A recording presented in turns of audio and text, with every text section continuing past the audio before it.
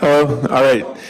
It is 6:01, but our clock in the back always is a little slow, so I'll give about a minute, 1 or 2 minute warning before we start.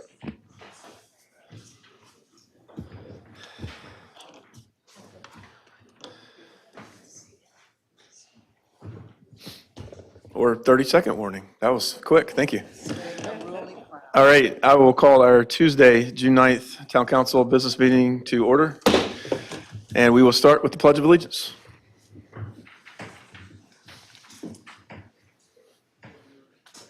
I pledge allegiance to the flag of the United States of America and to the republic for which it stands, one nation, under God, indivisible, with liberty and justice for all.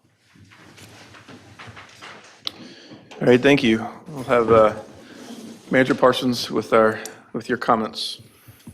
Thank you, Mayor Pro Tem. Good evening, members of council, general public.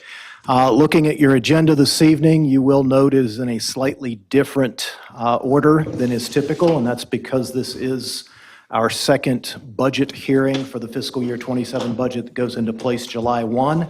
And as a result of that, much of your consent agenda is going to be items that sort of set that budget up after you have adopted it under your action items. So you'll open this evening with your 1 QJ or evidentiary hearing, followed by your 4 public hearings that are before the council. The action item, which is simply an adoption of the budget ordinance following our hearing. And then items A through G on the consent agenda are all items that are sort of set up by the adoption of that budget, and it's essentially the accounting that's necessary to put that all in place. Item H is a budget amendment for the current fiscal year, and it's so that we can pay our final Moore County wastewater treatment bill when it comes later this month. So we've got to move some money out of retained earnings to be able to cover that. And then finally, you've got your water. Well, before adopting your minutes, there's the annual resolution approving the local water supply plan. I will point out that it is not a typo. It is technically the 2025 local water supply plan. They're done kind of a year after the fact, after the data has all been collected. But again, that's just one that we adopt annually, and then we send that off to the state to maintain our permitting at the water treatment plant. With that, I'll certainly take any questions or turn it back over to you for consideration of adoption of the agenda. Thank you. I make a motion we adopt the agenda. All those in favor? Aye. The agenda passes. Thank you. Now we'll move on to public comment.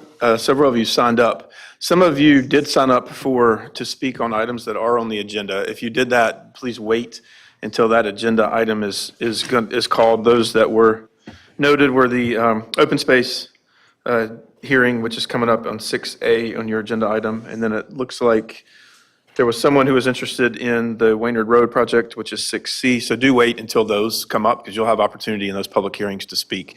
But on my list that was not mentioning for one of those was Richard Walker. If you'd like to come forward for public comment. Just a reminder, we limit this to 3 minutes, but the floor is yours. I understand. There we go. I understand that there is some concerns about development in trees, and the thing that I would like to make note is that I spell a higher power, God, which we mentioned in our Pledge of Allegiance, Nature. I think Ralph Waldo Emerson made the same comment one time, but it takes 50 minutes to cut down maybe a 50-year-old tree. I think we as a society and the public needs to think twice when we remove something that's taken 50 or 100 or more years to grow, and think about how can we build or construct around such beauty and such need that we should keep in mind regarding Mother Nature. I appreciate having the opportunity to make this comment. Would you consider, go ahead. Would you consider stating your name and your address for the record? Yes. That would be great. I'm Thank sorry.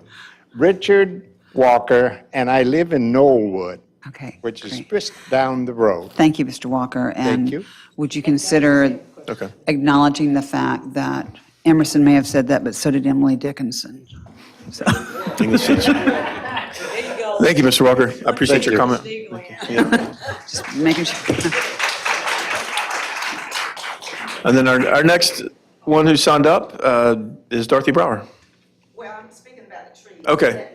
No, if it's later and on that, you talking about on the 6A? the open space design? Yes, so just hold off just a minute. Thank you.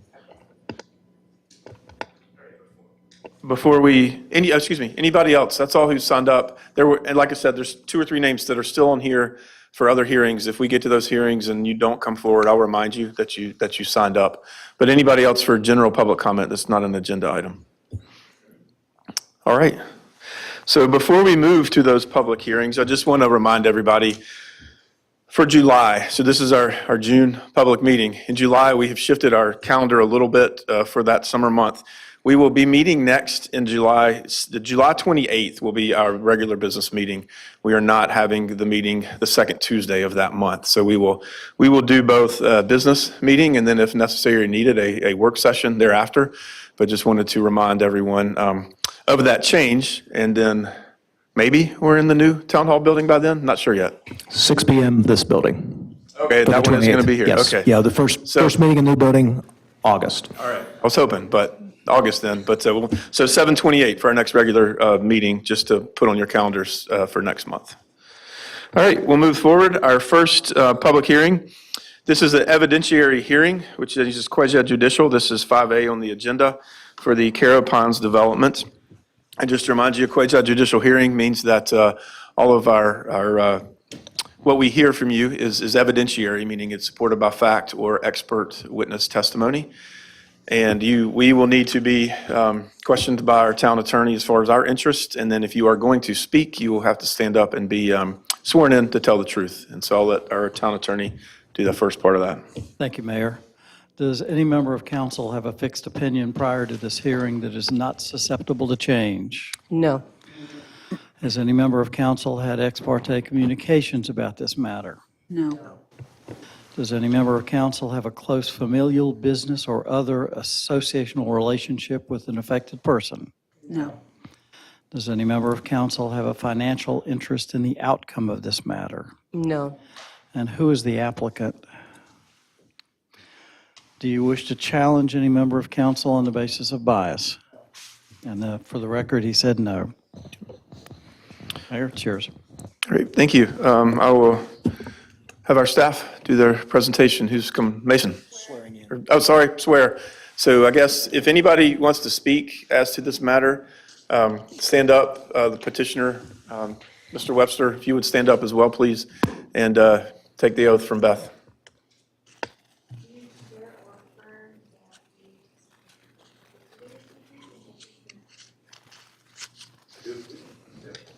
All right. For the record, everybody answered in the affirmative to that. Thank you. All right, Maddox. I'd like to enter the. Oh, staff Broadwell, report. yes, sorry. Just looking through. Enter the staff warrants record as Exhibit A and this presentation as Exhibit B. All right, good evening, everyone. James Broadwell. The first thing I have for you all tonight from the Planning Department is the staff analysis of the Carroll Pines Phase 1 PDP Major Subdivision Preliminary Plat, for which Grosvenor Land has applied to subdivide roughly 25 acres to develop 35 residential homes in the Carroll Pines neighborhood. Bottom line, staff recommend approval of this project. We just have 3 staff recommended conditions of approval, which I'll get into here in a moment. I'll just take the first few minutes to do a quick project overview and then get into those conditions. So the subject property is located right there at the top of the Carroll Pines neighborhood, just across Airport Road from the Moore County Airport. Like I said, it's about 25 acres, and it is on both entrances of the Avenue of the Carolinas coming in off of Airport Road. Aerial imagery for a better close-up look.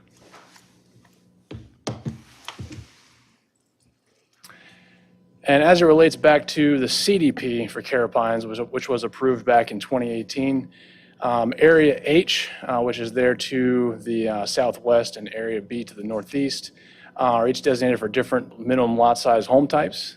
You've got your 50 or your 20,000 square foot lots in the area in orange there to the southwest, and then 8,000 square foot minimum lot sizes there to your northeast. And the preliminary plat has that layout, and that's where you see each of those areas in the CDP designating the minimum lot size types. Like I said, there's 35 lots and also 5 parcels of open space, which together total about 10 acres. And that includes a 25-foot buffer there along Airport Road, a mulch trail in and around a pretty significant area of wetlands, and a stormwater pond there on the south side. And we do appreciate the applicant setting aside a good amount of open space in a very thoughtful way, and how they've arrayed this on what was a golf hole at one time. What was it? Golf hole. Oh, got it. Thanks, I'm good. Sorry. No worries. So as far as our first recommended condition, as it relates back to meeting the criteria of being consistent with the CDP, is that the CDP called for Avenue of the Carolinas to be completed back in March of 2022. Despite that, phases 3B and 4 were also approved with the condition that the final plats for those phases would not be approved until the Avenue of the Carolinas was complete, and that still remains today. For that reason, especially since this directly connects to Avenue of the Carolinas, we recommend really just copy and pasting that same condition until it is complete. Just one more item of context, that site plan was approved just a couple months ago on March 24th. We expect construction on that last portion of Avenue of the Carolinas should commence shortly. Perhaps the applicant has an update on that timeline for us tonight as well. Any questions on that before I move on? Yes, there's a question. So 4 years ago, it was a condition that the Avenue of the Carolinas be completed, and it is not completed, is my understanding of what you just said. Is that correct? The condition was that the final plats would not be approved until it is complete. This- And, okay, and so where do we stand as far as your condition and adherence to the same? The condition from back in 2022, it still upheld those final plats have not been approved yet, still pending that completion of the roadway. So the condition on phase 1 would mirror the exact same. Avenue of the Carolinas must be completed first in the order of sequence before final plat for, back then, phase 3B, phase 4, and now with this one, phase 1. And why did we not, well, you'd have to be a mind reader probably to tell me why we didn't do that in 2018 and put a deadline on that as to when it would be necessary to have that completed. You can't give me any insight on that. For back in 2022? Back in 2022, sorry. Reading the report right now, I imagine that the timeline that it would take to do the site work for 3B and 4 could run concurrently with the road construction. And as those run concurrently, they can both still develop in a reasonable time frame without having to hold up the initial site work of phase 3B and 4. But actual vertical construction could not commence until that road was complete. And that makes reasonable sense as far as construction timelines go. I guess, number one, or phase 1, and you said the 3B and 4, none of that can actually be constructed until this condition is met. The vertical construction, right? So they, even though those were approved back, per Ann's question, 3 or 4 years ago, they have not been started to be built yet. Correct. That's- Because they haven't met this condition. Okay. So this is simply asking for approval to build the next round if and when Avenue of the Carolinas is completed. Right, so for phase 1, should you all approve it, then they can begin their site work and all the road and utility installations, but they can't get their final plat, which then lets them proceed to vertical construction until Avenue of the Carolinas is complete. Is there a projected, did they give you or the staff members a projected time for that? I mean, because it started in 18, we're at 22, and now it's 26. I'm just curious if there's a projected, and I know it's not in stone, like life is moving, but just a projection. The site plan was approved in March 24th of this year, and so it's really the timeline's on them as far as taking those plans and then beginning construction. The applicant may have an updated timeline on that tonight for you. And then the only question I would have, James, and how is the town going to ensure this condition is fully satisfied before the final plat approval? Like, do we have a mechanism? I'm sure we have a mechanism in place, Yes. and that's fine. And leaning mostly on the engineering department, their final approval and inspection of that road to make sure it meets the standards that Town it was standards. approved on, then that is the mechanism Awesome. that would trigger that. Thanks, Bud. Thank you, sir. I think it's also an important distinction. The 2018 approval was the original zoning or the CDP. These are PDPs through which these conditions are being added. Also worth noting that the CDP was run through by a different developer than whom is before you this evening with the actual plans for the PDP.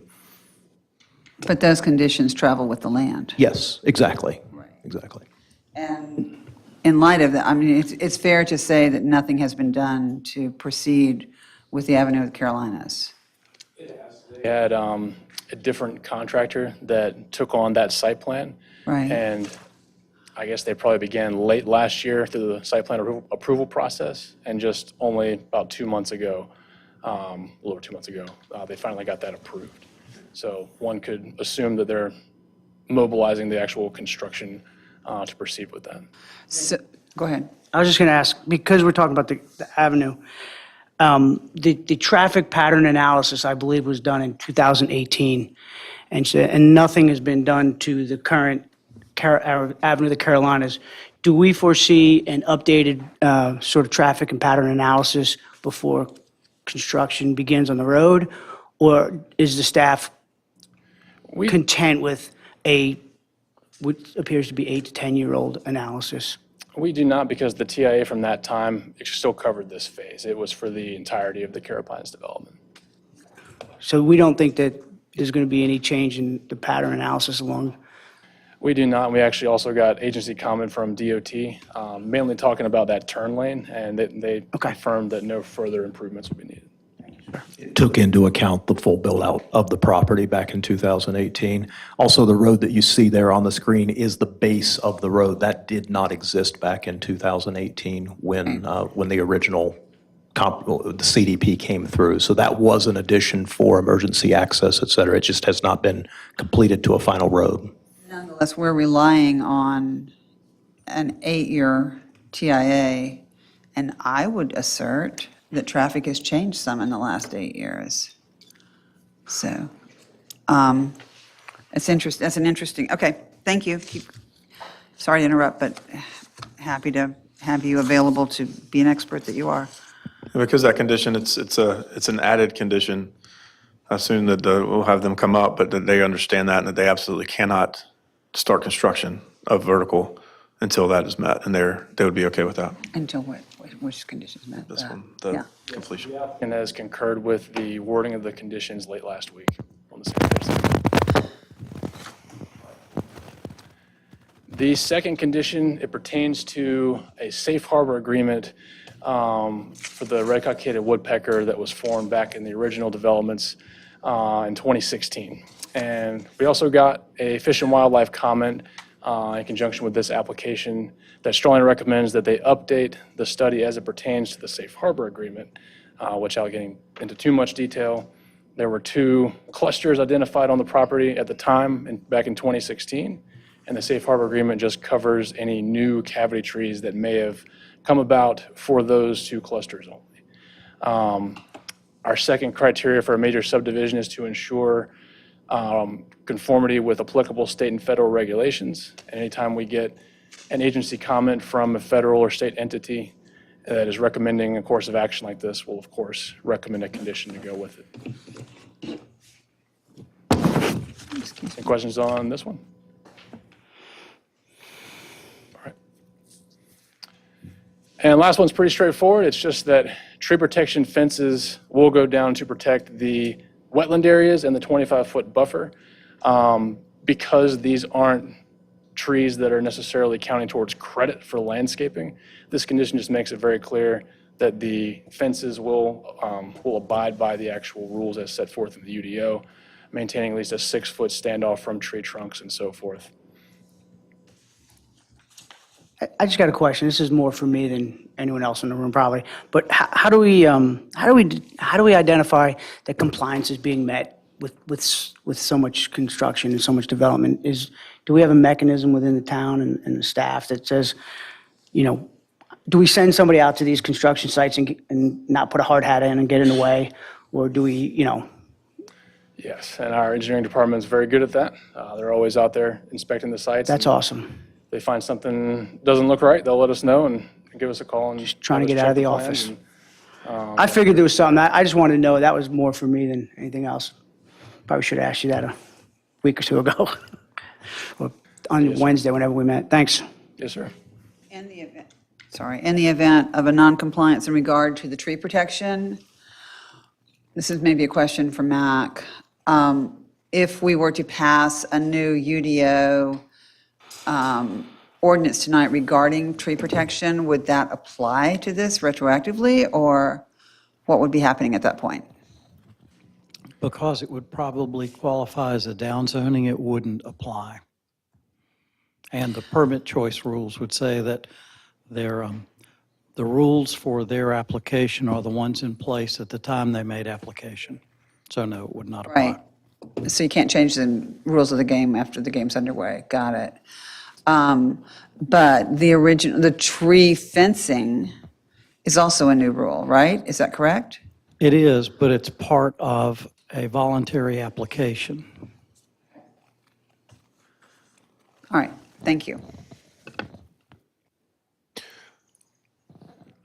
Just had a couple final notes just for awareness. The wetlands delineation is accurate. Corps of Engineers confirmed that as this application was being applied for a couple months ago. And so there's no issues with that one. The applicant also has a mulch trail that you'll see on there cutting through there. And the third condition just says that no trees of 12-inch diameter or greater shall be removed in the installation of that trail. And then lastly, this will be something we'll probably more talk about during the site plan review. But engineering noted that the stormwater pond shown here may not be necessary in meeting the site's pre-post requirements. And the applicant could explore the idea of taking aggregate calculations of the site to see if they need it or not. And if they don't, then they could eliminate it, which would actually retain more trees down there as well. But that's more of a site plan note. So, Can you explain that to me a little more detail? Because I had a question about stormwater management, so can you repeat that? I'm sorry, James. without speaking for James Mickle too much, his advice was because there is so much stormwater management elsewhere in the Carapines development, that the runoff from this site may actually be well covered by what's already in place. And that may just be accessory. So you're talking about like downstream impacts? Right. And the stormwater requirements may already be met with what is already in place throughout Carapines. But they show that to you at site plan, and y'all see it, our engineering staff reviews it. They don't just get to make that determination. Yeah, Okay. thank you. And the topography of the land, there's not a lot of change in the topography, is there? Is that pretty level, or is that a downhill slope coming off of Airport Road? Pretty relatively steeper grade, especially as you get closer to the wetlands there. It levels off a little bit more in that central part where the road is, Right. but it does drop a bit more once you get to the wetlands. Okay. And with that, staff recommend approval with those three conditions as written. I do have them on the slide. That's a lot of words in case you want to take a look, but they're in your staff reports as well. So I have just one more logistical question, and I know that, and I appreciate the fact that the planning department is really working to find a way to give us a concise report. This may be for you, Mr. Grieve, a concise report that sort of puts everything together that we would need to know.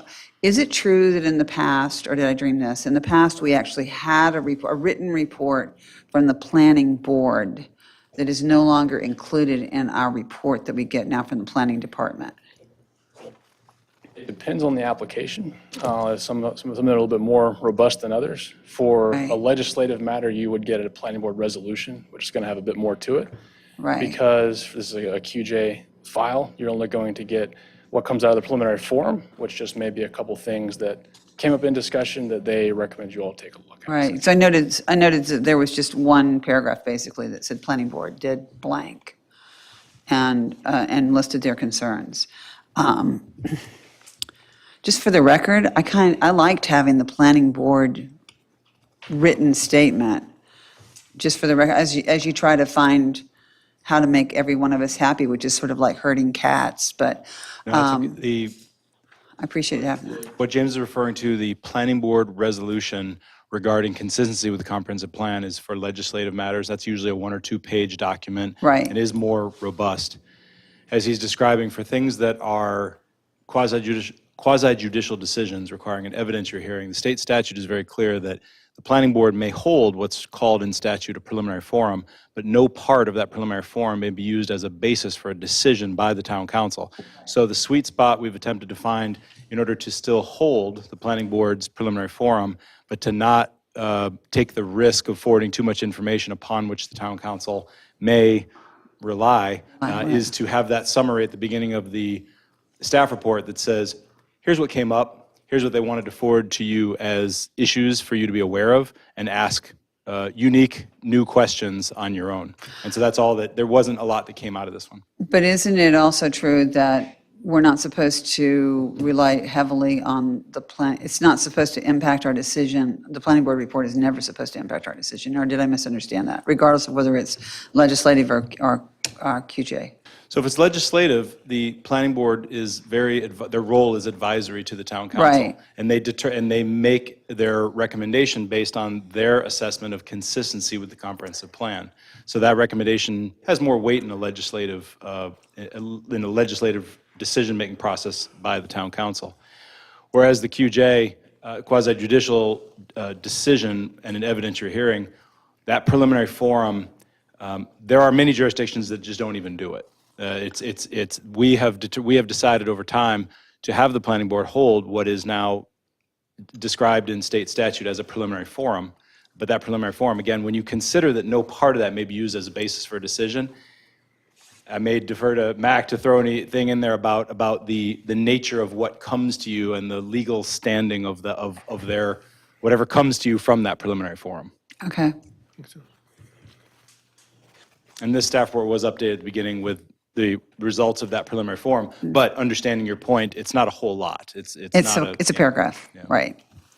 And those are really bright people on the planning board, so it's nice to hear from them. Yeah, like I said, we're balancing the I statute, know. yeah. And Yes, there was, and we had, interestingly, there was a time period when we had a good, robust community discussion about the planning board's role in quasi-judicial decisions, and took a look at a text amendment to say, if the planning board can only hold a preliminary forum and no part of it may be used as a basis for decision, maybe we don't even need to have that meeting.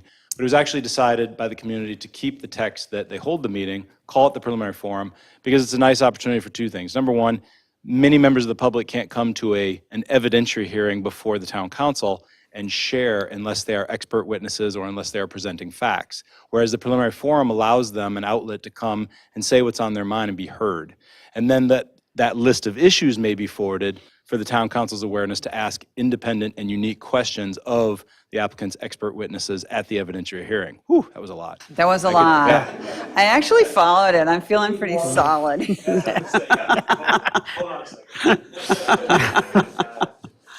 Thank you. The decision was made to keep those hearings, to keep the planning board's role in prior to evidentiary hearings, but it was also well understood and acknowledged by, I don't remember if Mac was here or not at that time when we considered that text amendment, but there was a good, robust, hey, be careful, because if you over-rely on what comes out of the planning board, you actually are getting into risky territory of having made a decision based on something that came out in the planning board meeting that was outside of that evidentiary hearing.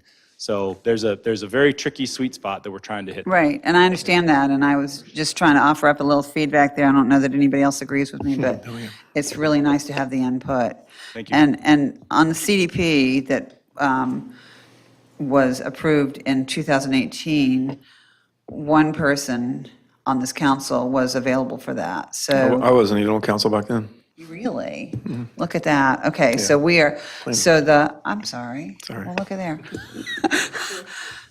Okay, so I'm interested in, too, also, do the rules in regard to paving a street where DOT had actually a more stringent requirement as to the pavement that you had to use.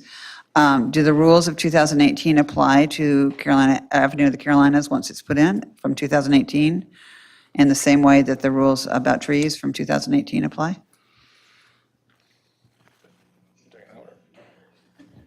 Or do we just select which rules apply?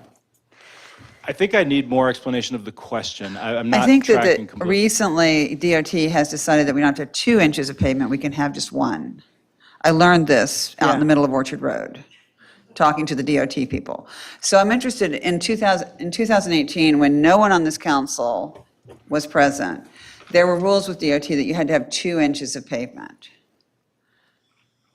Do we? It's since changed. It has since changed. That's what I was getting at. Are we going to look at, get an updated analysis? from- Right, and I thought if you and I worked together, we could really confuse them. I think I got you. So back in- Understand? back The in rules of 2018 2018 apply.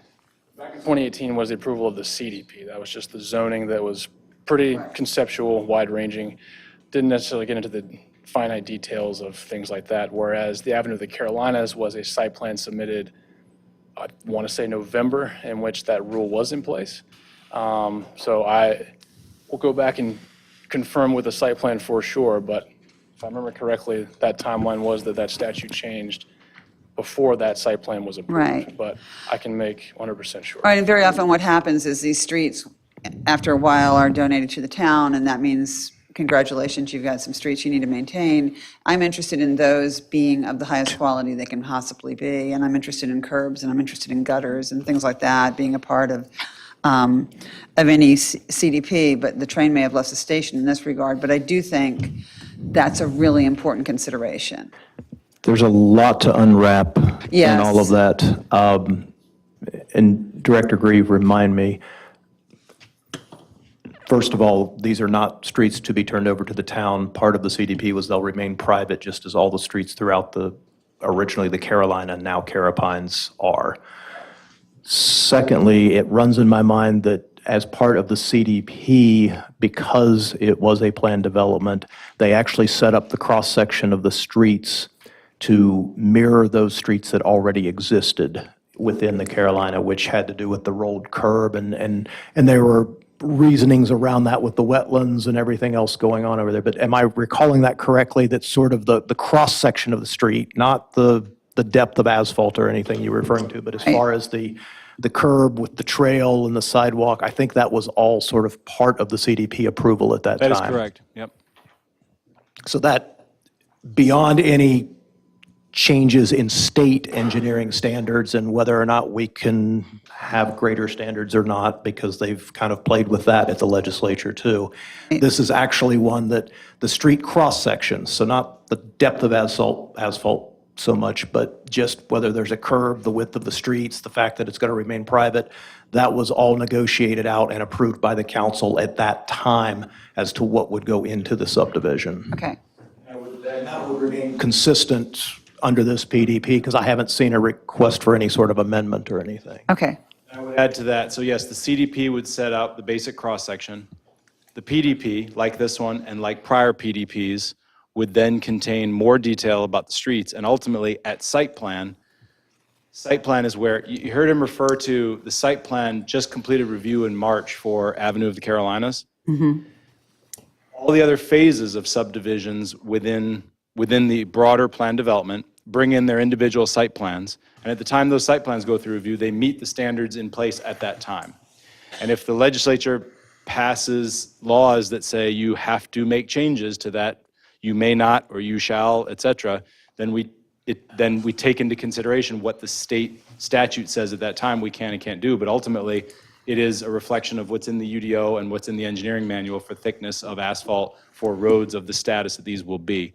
So it is reviewed each time. And so it's not as if the 2018 zoning locked in a thickness of asphalt one way or the other, so. Inequitable, but I understand. Thank you. So my last question, and just in regard to the whole thing, is I purposefully did not drive out there. I mean, now obviously I've driven down Airport Road before. But if we are thinking on the 25-year view about what's going to happen in 2051, at that point, regardless of the fact that we're now relying on an almost 10-year-old TIA, at that point, I would assume there might be some consideration to expanding Airport Road to be 4 lanes. And if we were to do that, is that going to be possible? You have the airport on one side and Carapines on the other. Can anybody talk to me about that? Are you willing to talk to me about that? Is there any consideration for that in your planning, and how do we move forward? No, we would not be able to address that. Airport Road is an NCDOT facility.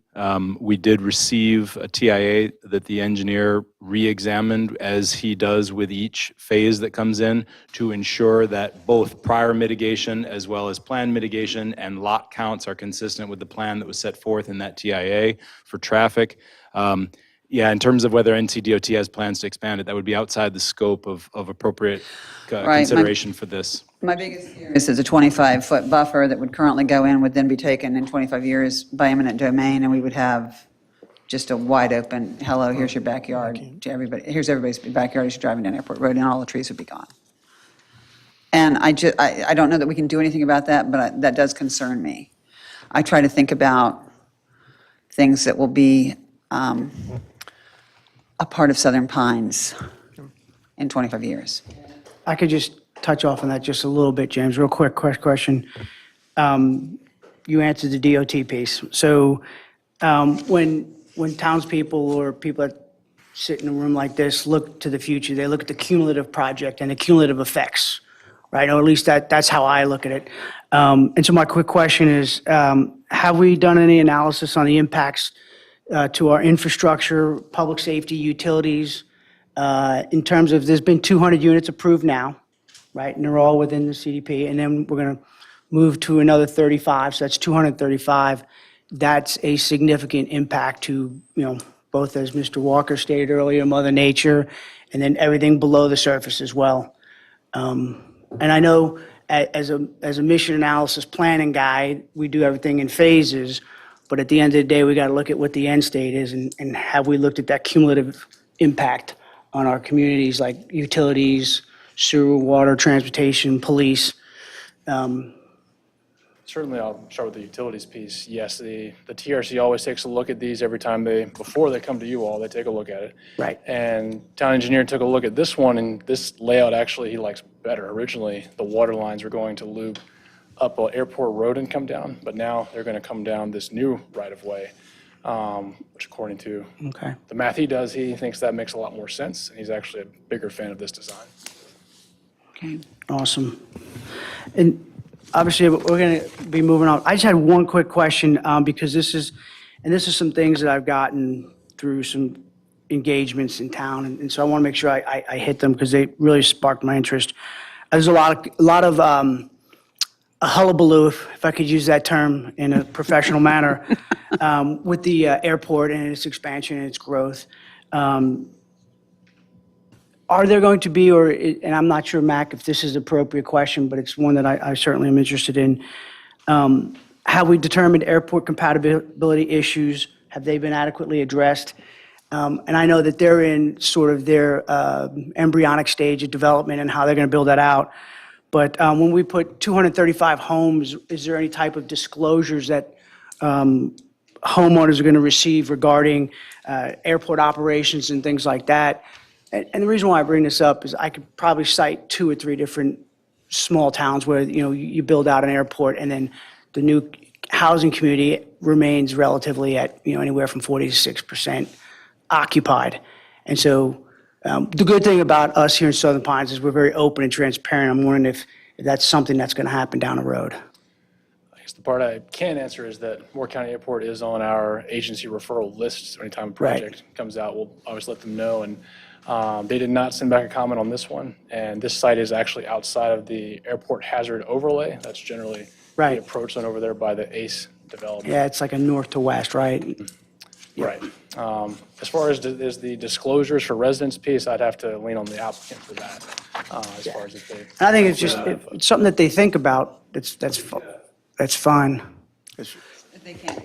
Oh, I just said that last part. As far as the disclosures piece, I'd have to lean on the applicant for that part, if they're including that in their covenants and so forth.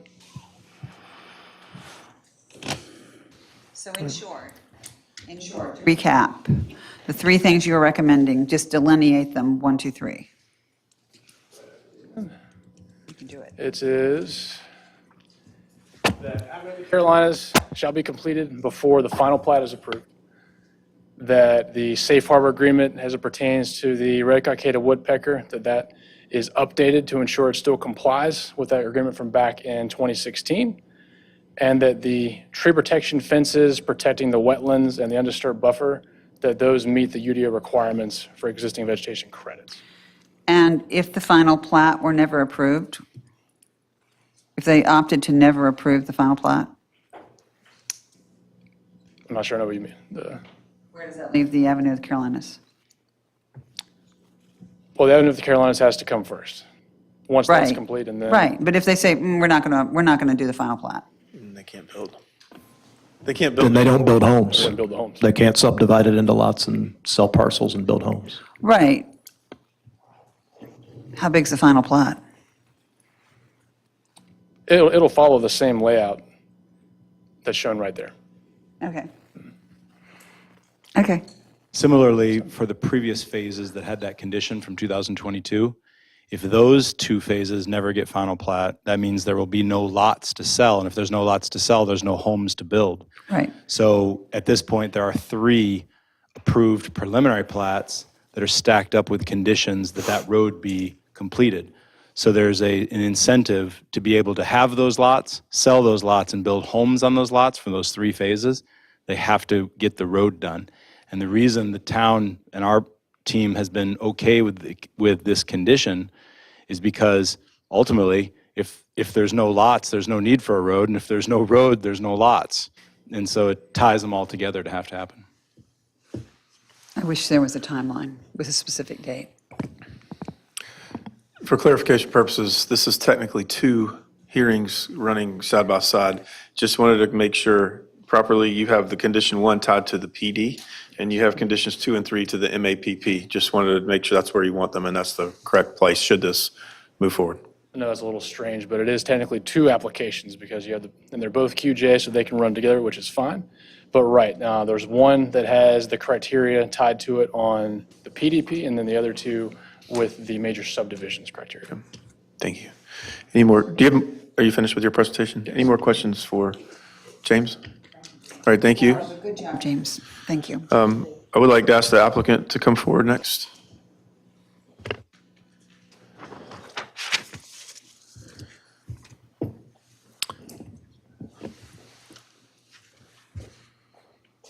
Good afternoon. My name is Colin Webster. I'm representing Grosvenor Land, located at 540 Southwest Broad Street in Southern Pines. I think James has more or less explained the project to you, so I don't think I would, happy to go over it again, but I think I'd probably be wasting your time. But I'm happy to answer any questions you may have. I do want to make a couple of comments, if I may, up front. Number one is, in addressing comment from gentleman who spoke up earlier, we love trees. We really make an effort to keep as many trees as we can for a very simple reason. That's because residents like trees. And our communities look better if we have trees. And the bigger the trees, the better. So wherever possible, if there's a specimen tree, we are going to try to protect it, and we're going to try to retain it. Now, there are circumstances where that is not possible. In fact, I was running some numbers the other day, and the biggest culprit in this county right now, as far as tree removal, is DOT. I mean, you guys have all seen what's happened on 15501, the extension of US 1, and I see a whole bunch of little tags along Midland Road. And so, I've always been curious as to why we cannot rein them in somewhat and protect our trees. But anyway, we do like trees. The other thing I just wanted to mention is the street standards. We are bound by the construction standards that are published by the North Carolina Department of Transportation in their subdivision manual dated 2010 and updated in 2020.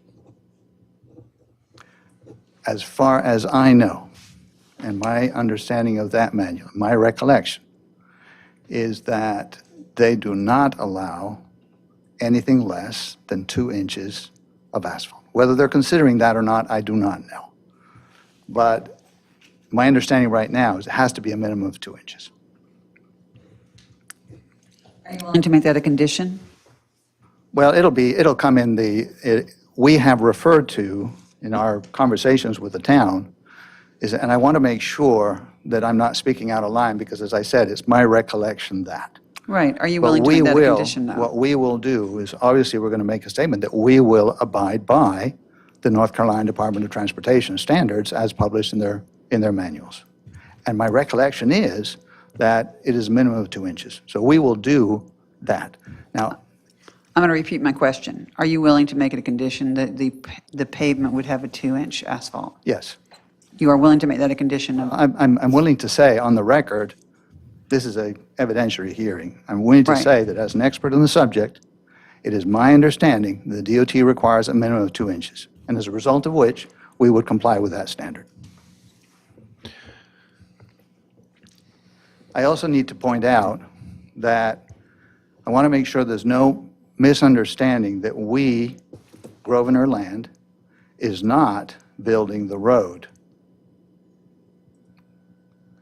The extension of the Avenue of the Carolinas is being built by the owner of that master planned subdivision, which right now is Carolines or 71 Ventures. They are building the road. We are not building that road. I also understand from my conversations with them, for your information, because I know that you asked this question, when are they going to start it and why haven't they started it already? It has not been an easy process to get it approved, particularly because the stormwater detention device associated with that road has had to be changed a number of times. I've seen some fair amount of correspondence between them and the Department of Environment about what kind and what type of design of that stormwater detention pond would be allowed in that location. And the reason for that is because it's in close proximity to the airport. And the FAA rules do not allow for the detention of water because they do not want to attract waterfowl in proximity to an airport. Which is interesting, and I editorialize for just a second, if I may, please? that we've got nearly 400 acres of lakes within a mile of the airport. So I doubt very, very much that a small pond in Carolina is going to make much difference to the waterfowl population. Nevertheless, those are the rules, and that's one of the reasons why this had to become what's called a dry pond as opposed to a wet pond. And that has taken some time to get the Department of Environment to agree to that. I have one follow-up question to that, and I'm trying hard not to deviate. This is a QJ hearing to what you specifically are asking for. But just to your comment a minute ago, so you're not involved with the street per se, it's a different entity, but yeah, you're kind of like relying on them because you can't do this until they do that.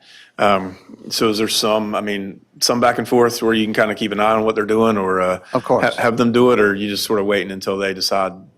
Well, I mean, It's an interesting relationship. I didn't realize that you were independent As of was the pointed out, road. we have a contract to acquire all of the developable property at the Carolina. But the Carolina is already an existing community. It's got amenities. It's got homes that are already there. There are people already living there. There's already a homeowners association. There's open space that's already been dedicated to that homeowners association. So the declarant, the seller of the property, chose he did not want to sell the entire community. He just wanted to sell off the developable parcels. So we have a contract to acquire all of those. That includes phases 3 and 4, which reference was just made, and phase 1, which is what we're talking about today. None of those have been started because a final plat would not be granted until such time as the Avenue of the Carolinas is completed. So it doesn't make sense to start those improvements until such time as work has already commenced on Avenue of the Carolinas, which I've been told is going to start, the expectation is it's going to start this July. You have another question? No. You good? So having made a very soft, to be polite, commitment in regard to the amount of asphalt that would be used on the road, The bottom line is you don't have any control over that. That's already been approved by the town. That's inside the construction drawings have been approved by the town. So whatever is on those construction drawings is what the But parties. you basically have no ability to commit to the commitment that you just kind of sort of made. No, I can commit to the roads that we're going to be installing in the different phases. That I do have control over because those roads we are building. The only thing I'm not building is the Avenue of the Carolinas. That's what I thought your question was directed to.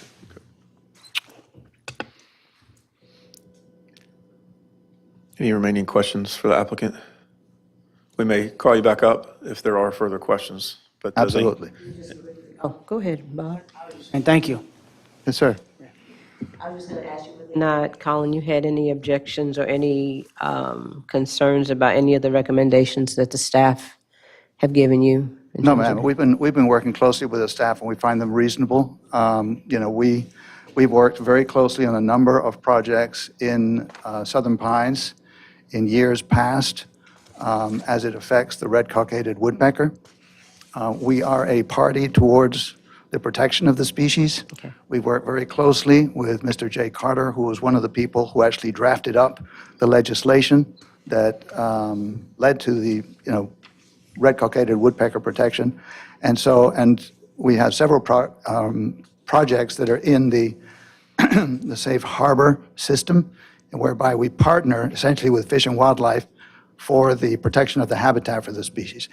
That's going to change from time to time as the years go by. And these woodpeckers, they're very, very interesting. I'm not going to bore you or the attendants here on the life cycle of a red cockaded woodpecker, but suffice to say that they spend a lot of time building these nests, and then they spend a lot of time living in them. And they build up a community around them. And now, every now and then, they're going to move a little bit further down the road, and, like children will, they will depart the nest at some point in time. They're going to go set up home somewhere else. At least we hope they will. And so we have to keep an eye on these guys. And that's why we'll have Fish and Wildlife come in from time to time and take a look at these things and work with us. And we also have our experts, Jay Carter in particular, who's going to come in and take a look at this thing before, as part of preparation of the final construction drawings, we're going to submit to the town for approval. Can you define from time to time? How often do you have Jay Carter come in? It really is on a project-by-project basis. So in this particular case, we've just completed 3B, so we had them take a look at it then. That was probably about a year ago. We'll have them take a look at this, which will be sometime between here and the end of this year. So we'll get a new report. Then we've got Phase 4B, which is going to follow this one, which will be sometime next year. So we'll probably have them come back again next year and take a look at it sometime next year again. And then we also have, there are some characteristics, again, if I'm going too far and I'm going to bore you, stop me. But we have to plan on how the utilities are going to work. And so we're already planning what's going to be phases 5, 6, 8, 10, 13. And so we're going to continue also that work as we plan those separate phases. So you would have no problem then, I guess, with a compliance to an agreement, a condition that Dr. Jay Carter be pulled in before the end of 2026 to make an assessment, and you would agree to comply with his Well, I think that's recommendations one of the in regards conditions to- that we have over here is that we have a, James, do we not? It would- Did we not say that we're going to update the safe harbor agreement? Yes. As part of it's one of the conditions that we have in this. One of the three. Interested in sort of tying us down to a timeline. And so again, I'm asking, are you willing to make that part of your condition in regard to the safe harbor, that be done by the end of 2026? That's fine, because we'll be submitting the drawings between here and the end of 2026, and that'll be part of it, so. All right, so it is fair to put a date certain on of December 31, 2026? If that pleases you, yes. It does indeed. I'm delighted, thank you.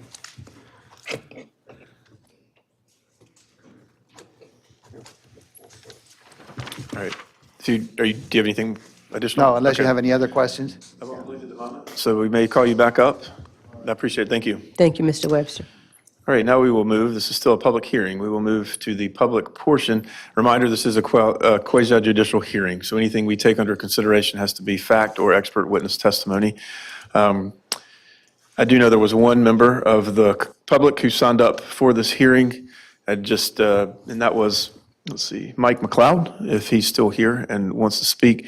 And just a reminder, I will allow you to speak, but just remember the conditions as to our being able to accept fact or testimony.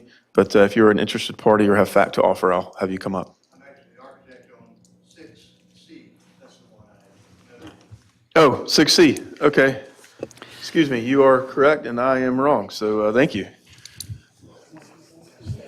So that makes that easy. So is there anybody didn't mean to put you on the spot. Thank you. Anybody else from the public then that would like to speak to this, understanding the quasi-judicial rules?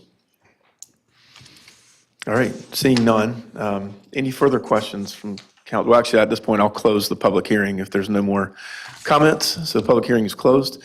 Is there any further comment from staff or from council? We've checked the site plans that have already been approved, and Avenue of the Carolinas has a 1.5-inch surface course combined with a 1.5-inch intermediate course, so 3 inches of asphalt on top of 8 inches of compacted ABC stone. That is the technical specification for the street. So once again, that's 3 inches of asphalt, 8 inches of compacted ABC stone for Avenue of the Carolinas. And that's a sandy environment out there, right? That is living up to the name of the Sandhills, right? There's hard packed clay too. Yeah, I wouldn't want to talk about the geotechnical characteristics of that area out there. I would just say that as a matter of fact, the site plans have been approved in accordance with the applicable Right. standards and have passed the engineer's review, and it's a total of 3 inches of asphalt and 8 inches of stone. That's fair.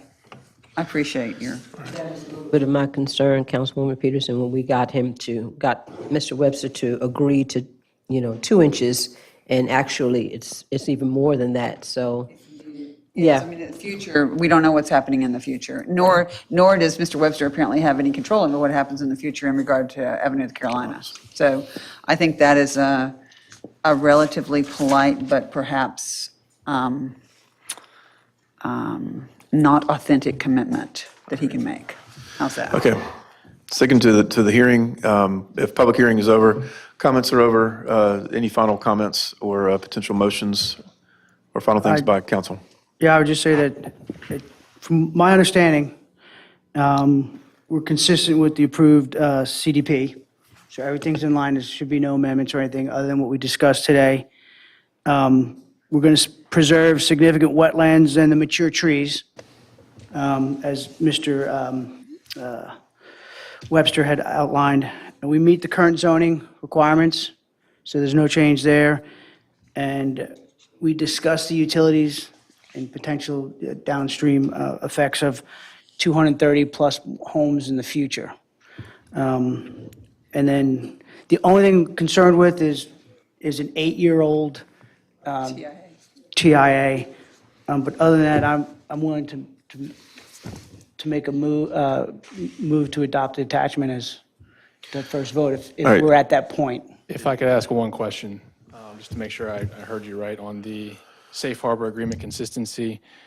On that condition, adding a comma, no later than December 31st, 2026. Did I catch that right? Yep. My understanding from that discussion was that would be condition 1 of the MAPP would have that time frame set to it. Okay, thank you. And that's the second motion? Is that what you're saying, Bill? Gotcha. Go ahead, then. Are we ready to second? Do you good, Councilwoman? Sorry. Oh, well, I move to adopt attachment 1 of the staff report as drafted as findings of fact for PD 03-26. I second. All right, there's been a motion and a second. All those in favor? Aye. Aye.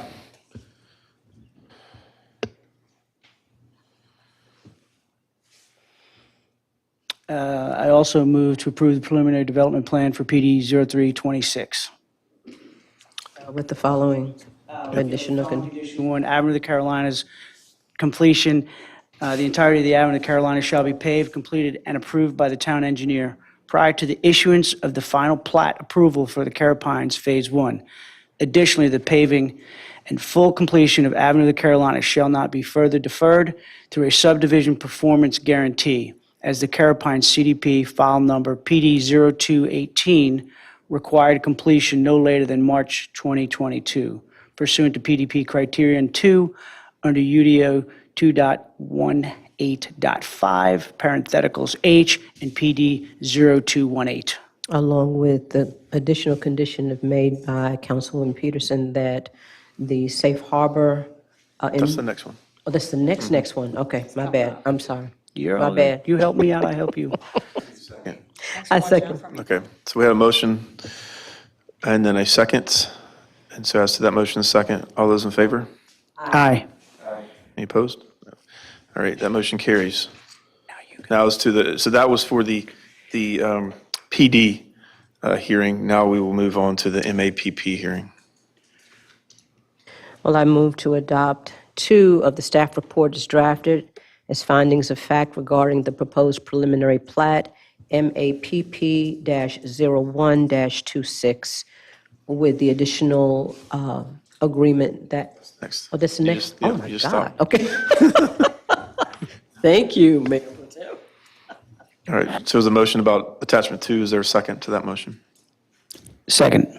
All right, there's a motion and a second to adopt attachment 2 of the staff report. All those in favor? Aye. Aye. All right, that motion passing. Now is there a final motion? Which would be, This last one, yeah. You got it. I move to approve the preliminary plat for MAPP-01-26 with the additional condition 1. Are we doing condition 1 and 2? Yes. Okay. With a red-cocketed, I hope I'm saying that correct, woodpecker, safe harbor agreement consistency. Documentation demonstrating compliance with the RCW Safe Harbor Agreement for Carroll Pines Phase 1, as well as adherence to U.S. Fish and Wildlife Service guidance regarding updates to the verification, to the verification prior to site clearing. No, I skipped a line. Let me reread that. Documentation demonstrating compliance with the RCW Safe Harbor Agreement for Carroll Pines Phase 1, as well as adherence to U.S. Fish and Wildlife Service guidance regarding updates to the agreement associated with the development of the site shall be provided to town staff for verification prior to site clearing pursuant. Oh, okay, good. Oh, see that? Yeah, look at you. Look at that. You're on fire. Okay. Yeah, but we didn't put the date, though. you can say it now. Okay. December 30th. That December 31st, 2026. Got to be done. Yes, that it must be completed by December 31st of 2026. Condition 2, tree protection fences prior to any site clearing. Tree protection fences shall be installed between the limits of disturbance, construction, and the 25-foot undisturbed buffer and applicable wetland delineation lines as shown in the Carapines Phase 1 attachments. The fences shall remain in place throughout construction within the 25-foot undisturbed buffer and protected wetland areas. All existing trees with a diameter of 12 inches or greater shall maintain a minimum 6-foot separation from the tree protection fences to protect critical root zones pursuant to UDO 4.3.13. Additionally, no trees with a diameter of 12 inches or greater shall be removed from the installation of the mulch walking trail depicted on the preliminary plat pursuant to MAPP Criterion 1 under UDO 2.2.20.4. All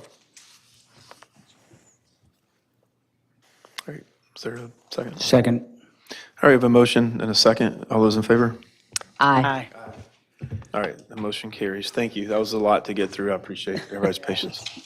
And good Appreciate you questions. guys. That's a right. lot of work. We will now get to our legislative hearings, which are much easier to navigate. So thank you none of y'all were here for that one, and we were going through the technicalities, but thank you for your patience. Our first legislative hearing is going to be regarding our open space design, which is file OA-02-26. May I be heard for 1 second? In regard to 6B, which the Gaddises are here, and the issue, with the issue of the right-of-way, and it is their intention tonight to ask for continuance.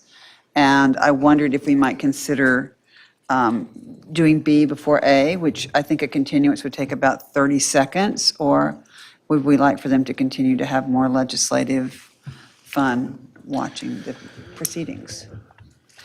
I'm okay with that if council is. Is that okay? Yeah, we will do that. We'll call up then, if it's quick, 6B, is that applicant here? The Gaddises are here. Okay, perfect. Is that, I didn't even ask you if that's what you wanted. I'm assuming that Okay. you'd like to have some dinner at some point this evening, yeah, okay. Then, I guess, do we need even the staff report if they're just going to ask for continuance? Okay. Gotcha, okay. Okay, Pressure, then the request is to abandon about 10,500 square feet at 1220 East Indiana Avenue. The last that the council left this, there was a request for showing improved division of the vacated right-of-way, potential stormwater and erosion impacts, and that's what the council had requested. written notification from the adjacent neighbors, and when I talked to them prior to the hearing, they had not been notified of those stipulations by Mr. Sparrow.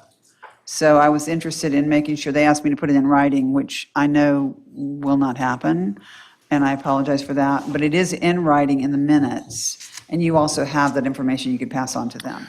Out of a fairness to them, I would like for them to have Yeah. a notification of the expectation. And this is a extremely discretionary hearing, and so, we don't need to, we're in the writing and not in writing, I can say, we would like to see the Right. explanation of use and intended function and the neighbors back and forth Yeah. with that before this comes before us, if that makes sense. Yeah, we don't have to be as formal with that one. Staff has primarily communicated with the technical representative at Longitude, so I have not met the Gaddis family yet. Right. Apparently, he's out of town, and they're Correct. flying without a net here. So, and that was news to them when I spoke to them before, so I want to be fair to them, too. All right, that's all for me then. All right, great. Make a motion that we continue a To July. right-of-way abandonment request for Leonard and Beth Gaddis, file number RA001-26, until July 28th, Okay. 2026. It's a motion, do we have a second? Second. All right, motion is second. All those in favor of that continuance to July 28th, vote in favor, say aye.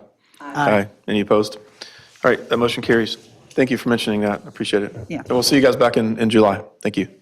Thanks. All right, so now we will move to 6A, our open space design, file OA-02-26. And I will ask town staff, James Broadwell, to come forward and speak and make a presentation. Thank you. Well, good evening again. And the next thing I have for you all tonight is the continued open space and tree protection amendments from last month. And now that we've had the time to sit down with each of you all individually, just go over the more in-depth minutia of this, I've got it back. So I'm not going to recap everything. I'm just going to go through really the main purpose of this for the good of the group again, as well as its main components and our overall staff recommendation. Also, just feel compelled to mention again what a team effort this has been. The focus group that worked with us on this in the original version back in 2024, and then again today, as well as inputs from Mac, from a legal consultant. It just really would not have been possible without all that. I really can't thank them enough. A couple of them are here tonight too, which I saw on here. But just to refresh on the purpose. So when the comp plan was adopted in 2023, one of its biggest priorities was protecting natural character and integrating it more into a meaningful component of open space and new development. And we've seen that play out a lot in projects that come before you all because we have criteria that are tied to the comp plan, and that way projects end up being more closely aligned with the comp plan that come before you all. Not necessarily the case for your by right projects that you all never see. It's not a codified standard in the UDO to make open space preserve meaningful components of that natural character when it comes up.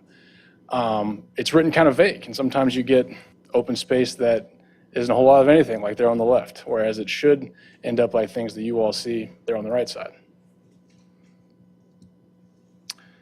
And well, and the point is to make it so that it is a codified standard and that all projects that have things existing on site incorporate them in a way that makes sense.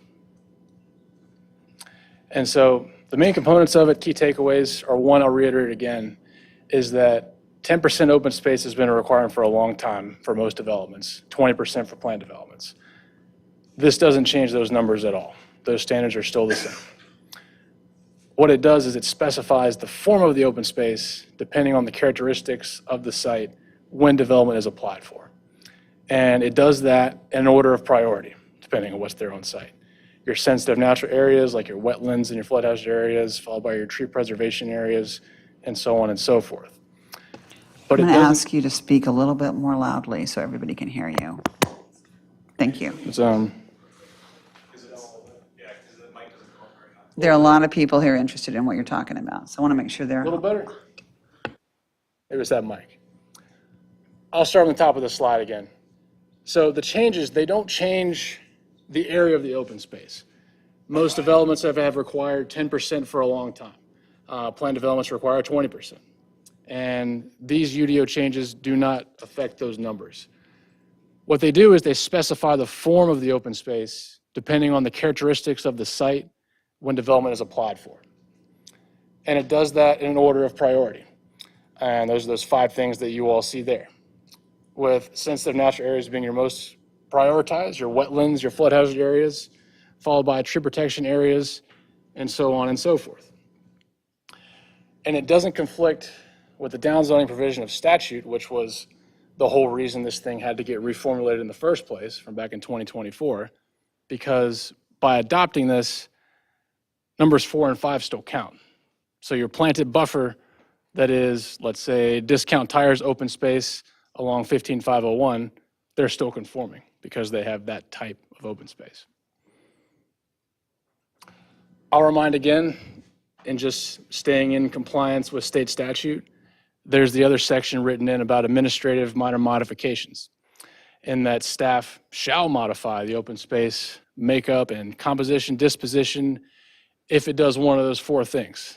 Renders a site undevelopable, inaccessible, the otherwise allowable density is reduced, or a different standard in the UDO can't be met.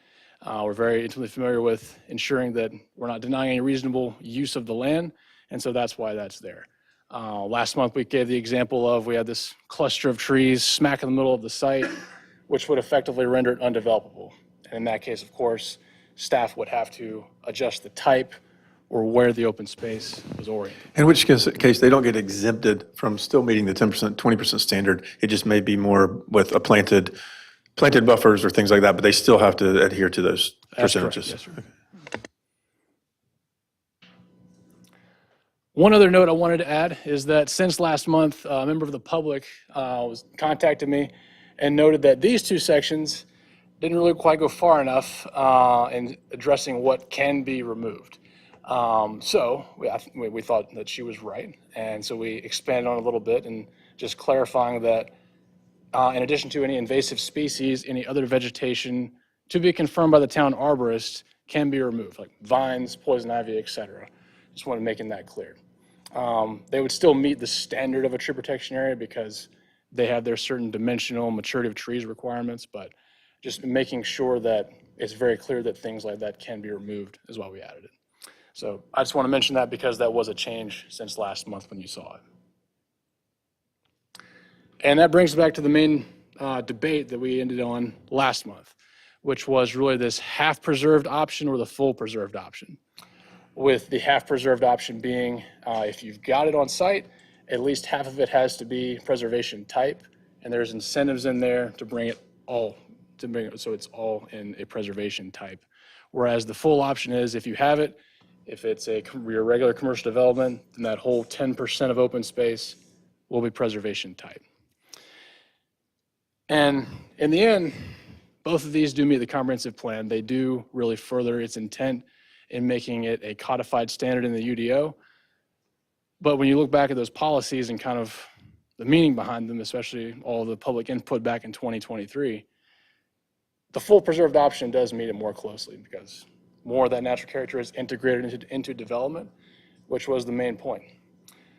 So with that, staff do recommend the full preserved option because it doesn't add to that total land.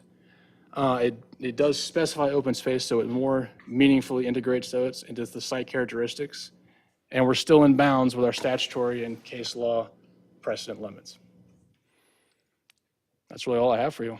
Unless you have any questions, I'm happy to go into the weeds of the text itself.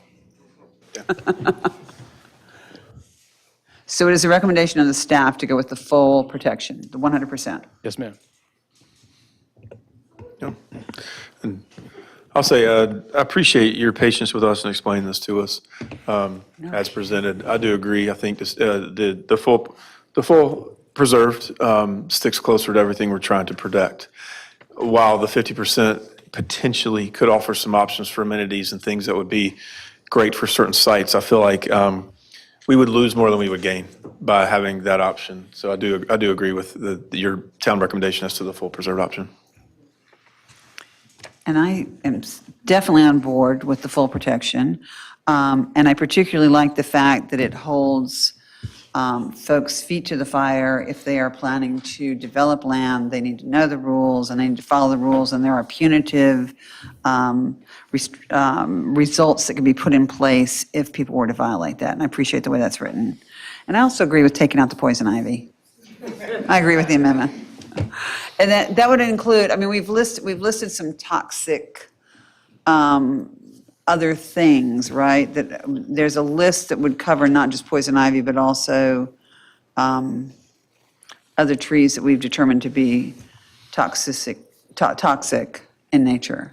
Is that right? The way we've written it now?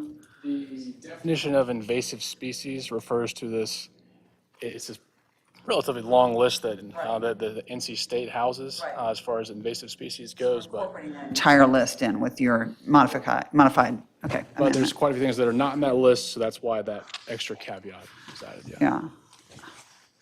And I think that's a great idea that came in from a constituent, and regardless if we end up here in total agreement, I'd still like to really hear from everybody here who's engaged and interested, so. It's a public hearing. Yeah. So the way to make that work is talk loud and put your mouth really close to the microphone. So if you do both of those things, you talk loud and you put your mouth almost right on the mic, man, they'll hear us in Aberdeen. That's the key. There we go. Nice. But out here, just so let's do that. Over here. Yeah. See, if you do it over here, it doesn't do much. But by golly, if you put it right on there. It's just the way that might work. I'll do better next time. Thank you, James. That's fantastic. Any other comments from council? This is a public hearing. Staff's made their presentation. It is legislative, so we have much easier ability to hear from the public that is here. And a lot of people are here, which is fantastic. I like when Awesome. people come to Yes. meetings. So several signed up, I guess, because. Well, let's hear from, if either of the other members Same thing of at this council point. want to be You heard. still have full ability to speak even when the public finishes, but if you. Yeah, I mean, the only thing I'm going to say is, I think that the 100% option is great. As I reviewed back all the decisions that were made in the last 14 months, everything that's come before us has had an exception to one of our UDOs or an exception to one of our policies. So if we go in with an exception to our policy and go to 50%, we're really hamstringing us as an organization. But if we go in with the full understanding that this is Southern Pines' expectation of what right looks like and how we want to live our lives, and in those extreme circumstances where we unfortunately must do something for whether it's the health and welfare of the community, then we look at that on a case by case. But I think after sitting with the staff this week and the way they laid it out and the pictures that you asked for, Mayor Pro Tem, that was really, for me, what solidified it. And the other thing that I would say, and correct me if I'm wrong, is we're not inhibiting anybody who owns a piece of property from building what they want on their land. I mean, when I looked at the actual pictures of what is required, it's still very minimal. It's only 10% of that property. And you know, I'm self-proclaimed granola hugging, tree hugging, you know, sandal flip-flop wearing kind of dude. And I think we need to try to preserve as much of our beautiful landscape sort of had that natural look, and we do have our 21st century amenities. But with the balance to me is really important, and I appreciate you guys taking that time this week and last week and today. So that's why that's how I feel, and I think that this was a great recommendation by the staff, again. So we're 2 for 2, we're batting 1,000. Babe Ruth would be happy with us. He's calling a shot right now, deep over center. I'll just add, the council had an opportunity to meet with staff, planning department, and kind of looked very carefully at what they proposed. And I think one of the strongest pieces of this proposal is the fact the 5 particular areas that have to be met: the sensitive natural areas, the tree protection areas, undisturbed buffers, usable open space, planted buffers. Even if someone chooses 50%, they still have to meet those particular guidelines in that order. And it just makes sure that Southern Pines remains Southern Pinesy. Yeah, we're pleased. Director, yes. Right, and us too, Yeah, we're very pleased with it. So thank you, planning staff, thank you. Great.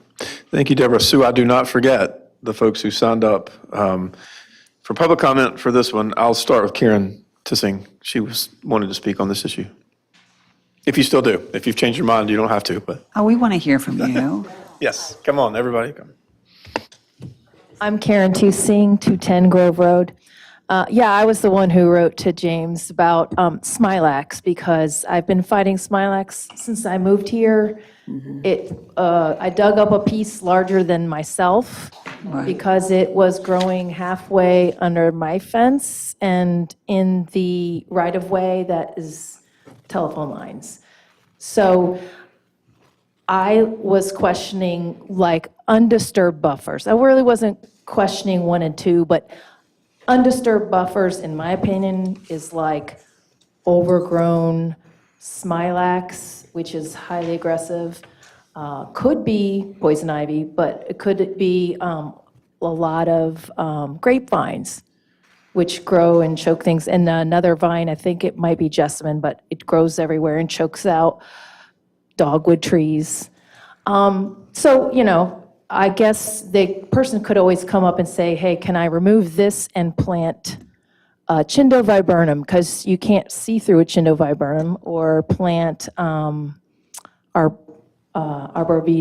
It's a good screening tree. So planted buffers are also good, but I also wanted to point out that the type 4 usable open space, those are the things that bring people together.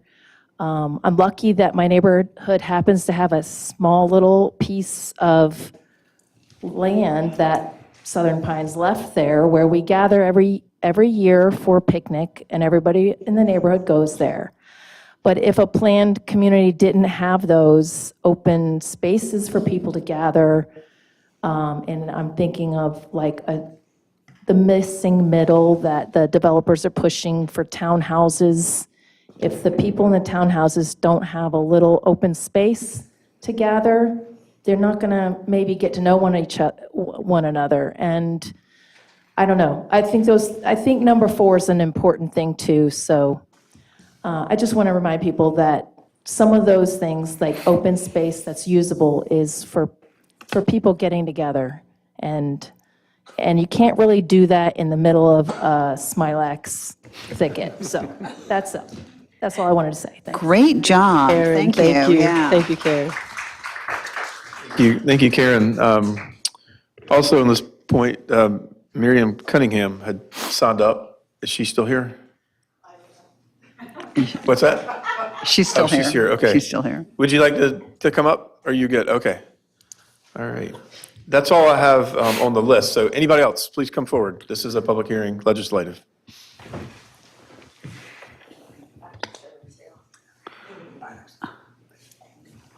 I am short, so I don't know what I need. I can pull this down. And I was a cheerleader at West Southern Pines High School, so I may not even need this. I'm Dorothy Brower, 102 Eastman Road, Southern Pines. when I was growing up, there were towns that had signs, and I think this one did. I know Cameron did, where my mother was born, bird sanctuary. And anytime I hear about bird sanctuary, I think trees. And let us not forget that we are the land of the longleaf pine, although you can't tell it much anymore because there's so many other little pines. And I'm one who's very proud of the longleaf pine, and I don't think any of them should be cut down. However, I really don't like to see when builders come in and they cut all the trees, and then they say they're going to plant some other trees that are fast growing, which usually dies in about maybe 6 months to a year. And of course, over the years, we have other trees that I consider native trees, like the dogwood, the oaks, magnolias. They grow everywhere now. The cedars, and in the old days, we called those blackjacks because they were the ones that came up voluntarily. Pecan trees as well. And then, of course, grapevines. And remember, we used to be called Vineland. And I'm happy to have grapevines in my backyard.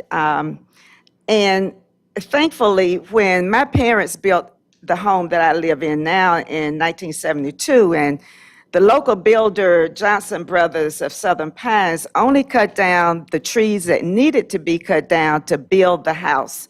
So now I have a nature's symphony, and it's very nice to hear. On any given day, stepping into my yard, I'm greeted with cardinals, bluebirds, blue jays, a crow or two, and sometimes a hawk, and of course woodpeckers of all species. And there are 2 properties in my neighborhood that have been noted and designated with the red cock-headed woodpecker. Squirrels want to run around because of the trees. They're up in the trees. They're protecting their young, and then sometimes they'll peek in the glass door to see what I'm doing. And when all of this happens, I thank God for my parents and other members of my immediate community. When they built houses, they built them to protect and to appreciate the trees. And of course now. It really is disheartening when I see deer in the middle of the day crossing Pennsylvania Avenue as if they're going to get a haircut at the barbershop. And I did see one day, and recently I've seen one on Wisconsin Avenue. They have nowhere to go now. And this is really disturbing, and it also takes me back to remember why some people moved here for health reasons. And there was a sanitarium that was built here for African Americans, and it opened in like 1896. And there's one that was built down by Hope County. And one of my best memories when you talk about trees is when I was growing up, my grandmother would say, I need some soil for my potted plants. We'd go out, she showed us how to rake away the pine straw, and under the pine straw was this rich soil. So why are we buying soil now? Well, I don't have to, but some people do. And so I just want us to remember our past and appreciate what we have, and the fact that trees are meant to be our protector. And there are some people who don't like trees. That's why they cut them down, and they're not from here, so they don't appreciate it. I have a show and tell. I have a show and tell from my yard. This is what a mature pine tree produces. When I was growing up in November, we put a head on it and a tail. It was the Turkey Elementary School. December, upright, painted. It was a Christmas tree with little ornaments and whatever. So I could give this away or sell it, but this came out of my yard, so. Thank you so much. Thank you.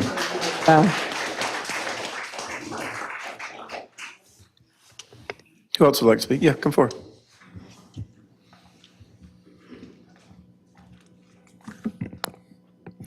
Hey, my name is Ross Brendel. I'm from 140 North Valley Road, Southern Pines, and I got my sandals on to advocate for the 100% option. Yeah. So I think it's helpful to kind of state what this debate is not about, which is it's not pro versus anti-development. It's not pro versus anti-growth.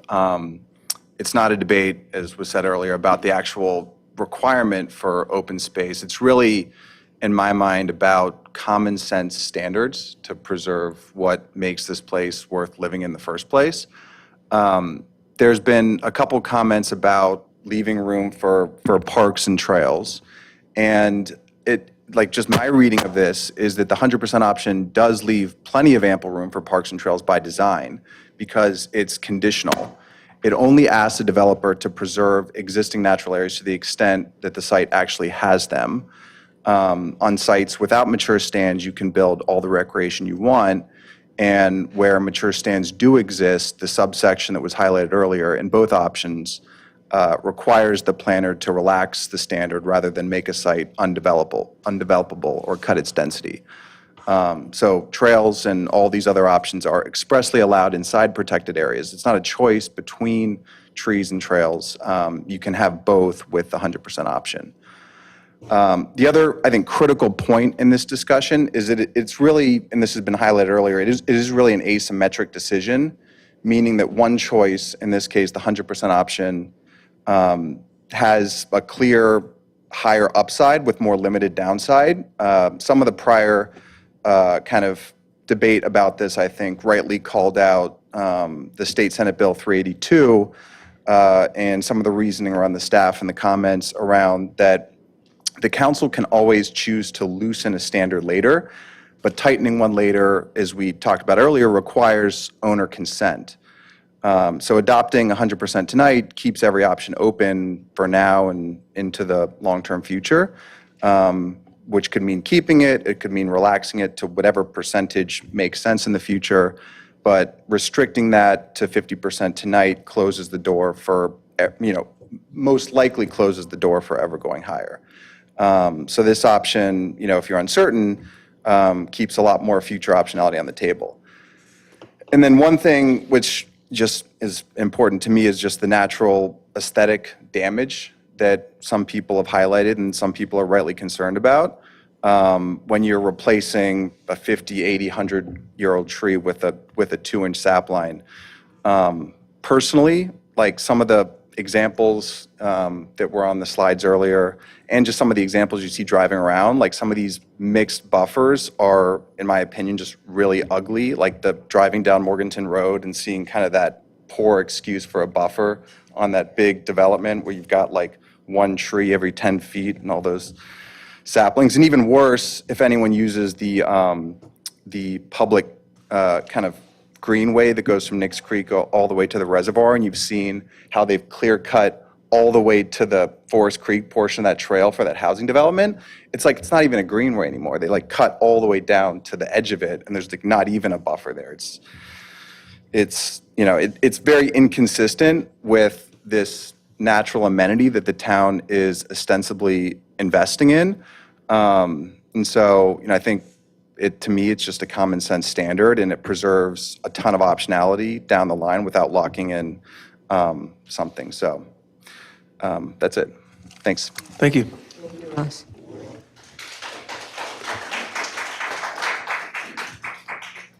Anyone else? All right, I'm short. Can you hear me? I'll yell. My name is Ray Owen. I live at 460 Country Club Drive in Southern Pines. I'm a lifelong resident of this town. Thank you all for the opportunity to allow me to speak. And I really appreciate your comments before we started talking because I was a little nervous. Everybody kind of knows I'm a tree hugger, so hey, what can I say? I express strong support for the 100% option. And as other people have said, and James has pointed out, it doesn't stop development. It just ensures that open space already required by our ordinances more carefully aligns with our comprehensive plan. I was part of that citizen panel that helped develop the comp plan, and so all those public meetings where people are weighing in. I'll never forget the kids from the Boys and Girls Club when they were asked what was the number one thing that concerned you. It was the trees. And that echoed and rippled throughout our conversations with long-range planning, and it was really pretty amazing. The natural areas, as we all know, they protect property values, whether it's commercial or residential. They make a place more comfortable, attractive, and livable. And they preserve the character that draws people here to begin with, and it's why they want to invest in this place. Beyond that, Southern Pines were named for our forest. These trees are our identity, a cultural landscape shaped over generations. They're part of our story as a people. And having done the history and read, the idea of that land of the longleaf pine, the Tar Heel State, it originated here because this was one of the last areas in all of North Carolina developed when the railroad came through in the 1870s. We had those giant trees. They had been plowed down everywhere else. So that is where these ideas of the turpentiners and all the naval storage story, they originated here. And it's the very brand of North Carolina, and it's what shaped us. Southern Pines is home to the oldest longleaf pines, and these trees spread throughout the town, not just Weymouth Woods. And I know this because I was a survey aide working with UNCG to find these trees to begin with. And we went throughout the community finding virgin longleaf pines throughout the community, even in the west side. And this is something we might want to look more at. These trees are remnants of a once 90 million acre forest that spanned the eastern seaboard that was all but lost by the 20th century. And the reason why they were spared here is by Helen Boyd Dole, a member of the Boyd family, who in 1904 stopped the destruction of the trees. What Helen said at that time, while it did cause hardship to stop the industry of turpentining and the lumbering, if we had destroyed these trees, we would have had nothing left. What I believe is the reason these trees stand is that people before us in harder times chose to save them. It falls on us to do the same thing in better times. And I really appreciated what Mr. Webster said. One of the biggest destructions happening in our community is what's happening with DOT, with them plowing down the trees. And this is something, you know, having worked with the planning department on this, there are potential options that we can look at as a community. Now, I'm good at churning up information and finding research from this place or that. But what we do as a community, it takes all of us coming together. And that's what I've seen us doing tonight. And I can't thank you enough. Thank you. And thank you, Ray, for serving on that committee. I think he's left, Colin Webster was on it as well. Are there any others here? Yes, and thank you, Paul, for doing that. But y'all laid the groundwork for this with what y'all did over the last year plus before, so thank you. All right, anybody else who wants to speak? Yeah, come forward.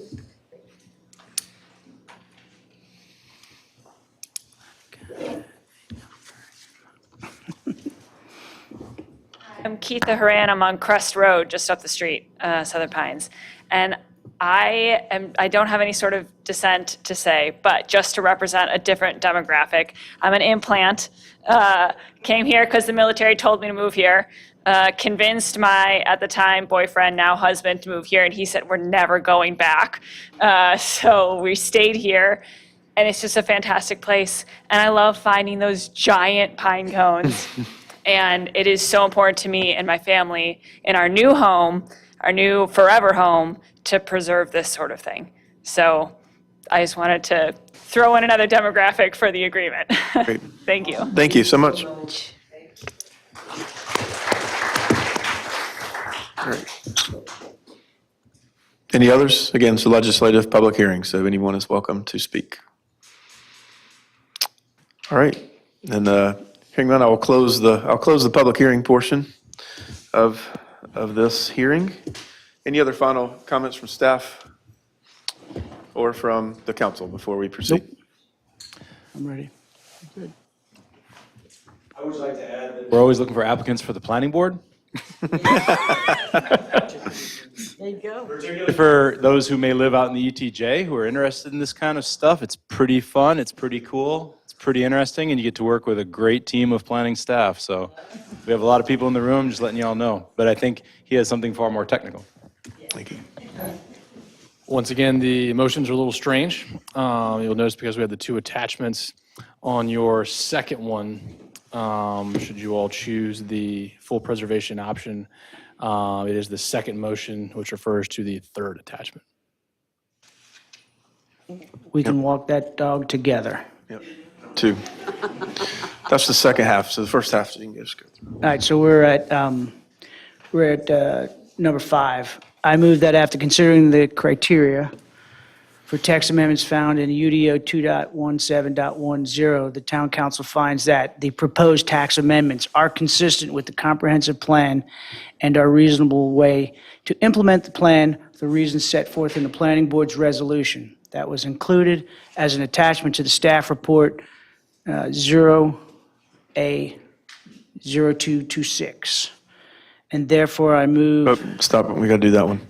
Is there a second to that motion? Second. All right. Is there a motion and a second? All those in favor, say aye. Aye. Any opposed? Being none, okay, that motion passes, and now And therefore, I move to number 2. number 2, approve the proposed amendments to the UDO as shown in the third attachment, fully preserved option to staff report 0A0226 in May 12, 2026 town council packet. If desired, the town council may state any additional reasons you support the proposed amendments besides blah, blah, blah, blah. Okay, besides those that are already listed in the planning board resolution. All right. Is there a second? second. All right, there's a motion and a second. All those in favor? Aye. Aye. None opposed. That motion passes. Good job, guys. Thank you. Thank you.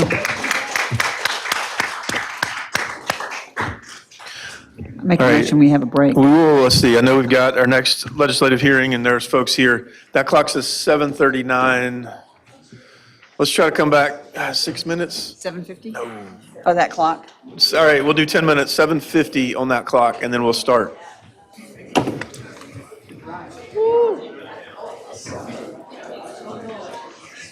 is where I get rid of the evidence.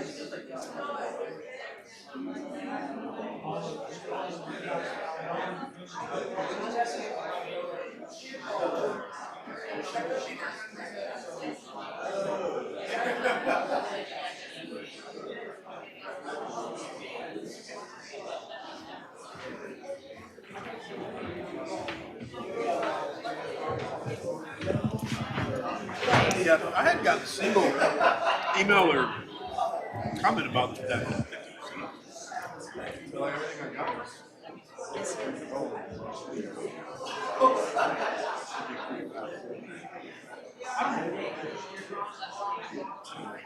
Yeah, absolutely.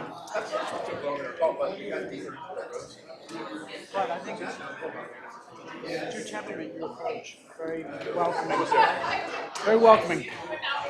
And then I ask dumb questions and you're like, come on, Curtin, let's go. 1 minute, 1 minute.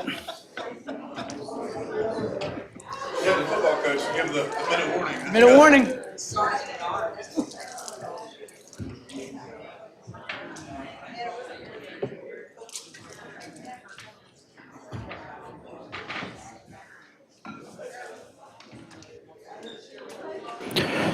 Seconds, 30 seconds.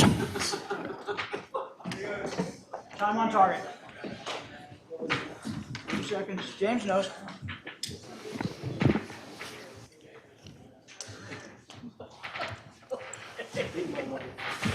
You still look good.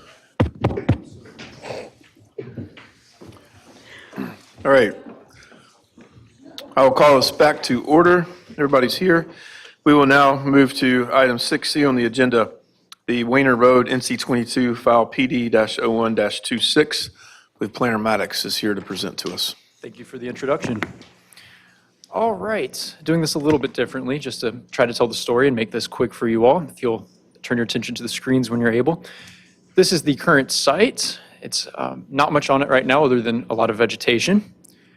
We have some drone footage as well. This is looking north.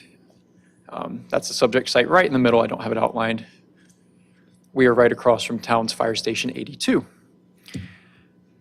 It is already zoned plan development. There might be some confusion. I know the planning board had a little bit about why it could be rezoned. I will encourage the council to not think of this so much as a rezoning, so much as adopting a list of standards that go with what is already a PD district. We would be having a very different discussion if this was RS3, general business, you name it, going to plan development. Essentially, this property acts as quote unquote placeholder zoning. So that is the main thing that is occurring tonight, is adopting that list of standards. The list of standards is also accompanied by the actual plans themselves. So it's two components that are being approved, what you actually see on the map and then the actual zoning documents. The comprehensive plan identifies this tract of land as an area to transform, and it is also within a designated mixed-use area. I'll take a second.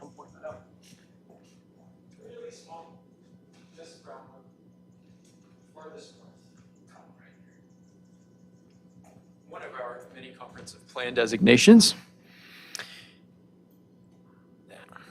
The comprehensive plan calls for a mixed-use area, so we're wanting to see density in the site according to the plan. We'll get to that a little bit more. The application is for a housing component and a religious component. I'll get to that. Staff considers the two together to be mixed use, so we'll keep sailing along. I was not going to go through the rezoning criteria or the conceptual development plan criteria verbatim or very methodically. I can if you'd like. I believe that I've discussed it in your report. I would actually like, please. All right. Sorry. By all means. Is there one specific or would you like them all? I'm here for it. Give me the flavors. Give you the flavors. All right. Items A and B for conceptual development plan criteria really refer back to this list of criteria, so that one's already satisfied. So consistency with the comprehensive plan, mixed-use area calls for that. Adverse impacts on neighboring lands, staff found that there are no adverse impacts for a variety of reasons, such as the scale and the immense buffering. Suitability as presently zoned, it's a PD zoning, so this is an interesting one because they're adopting a list of standards that go with this.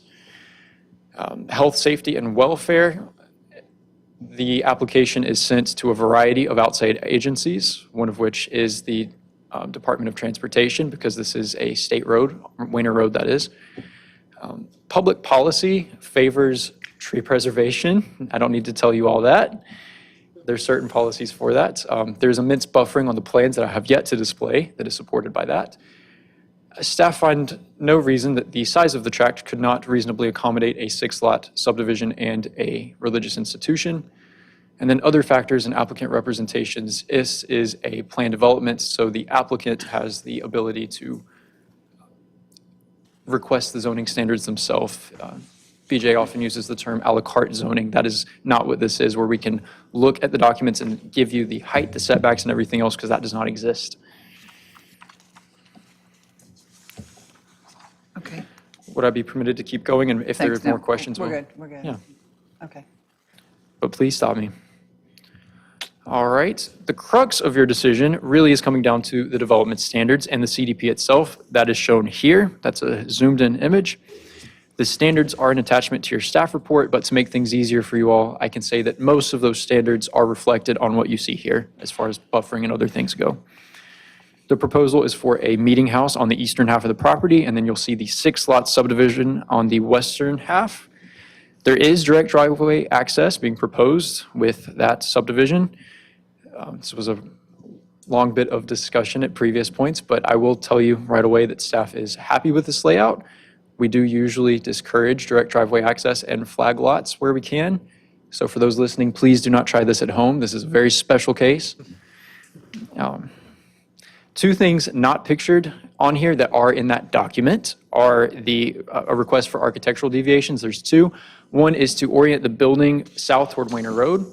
Staff was comfortable with that.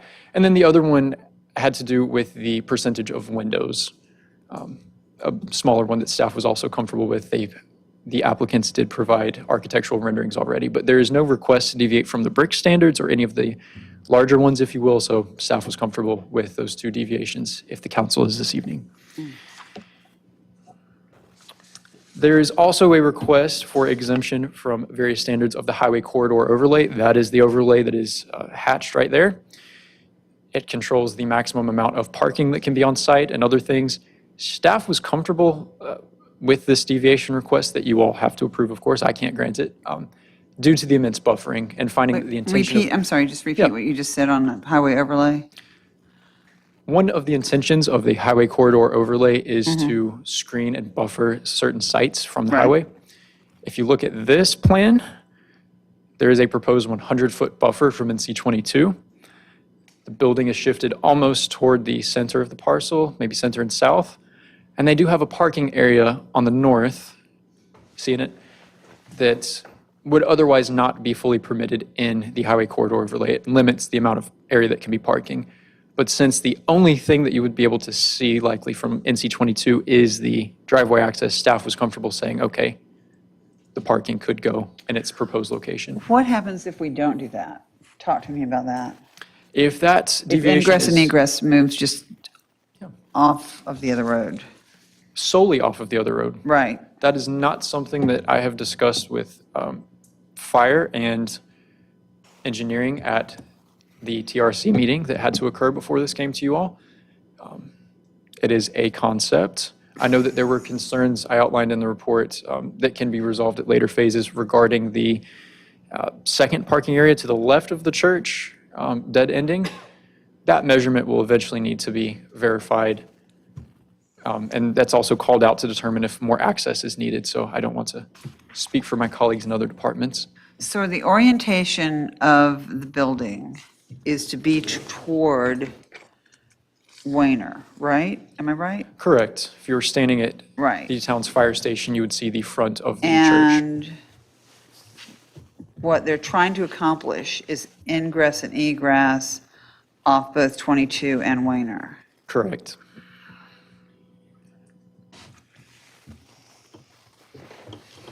And you're thinking in regard to they're asking for an exception on the highway overlay was why?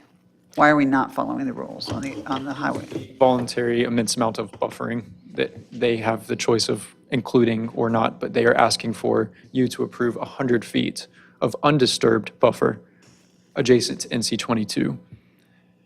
If they were proposing significantly less as part of their zoning, which they can't ask for less, they could ask for nothing in theory because it's planned development, we would be having a very different conversation about staff's comfort level with a parking lot very visible off of NC 22.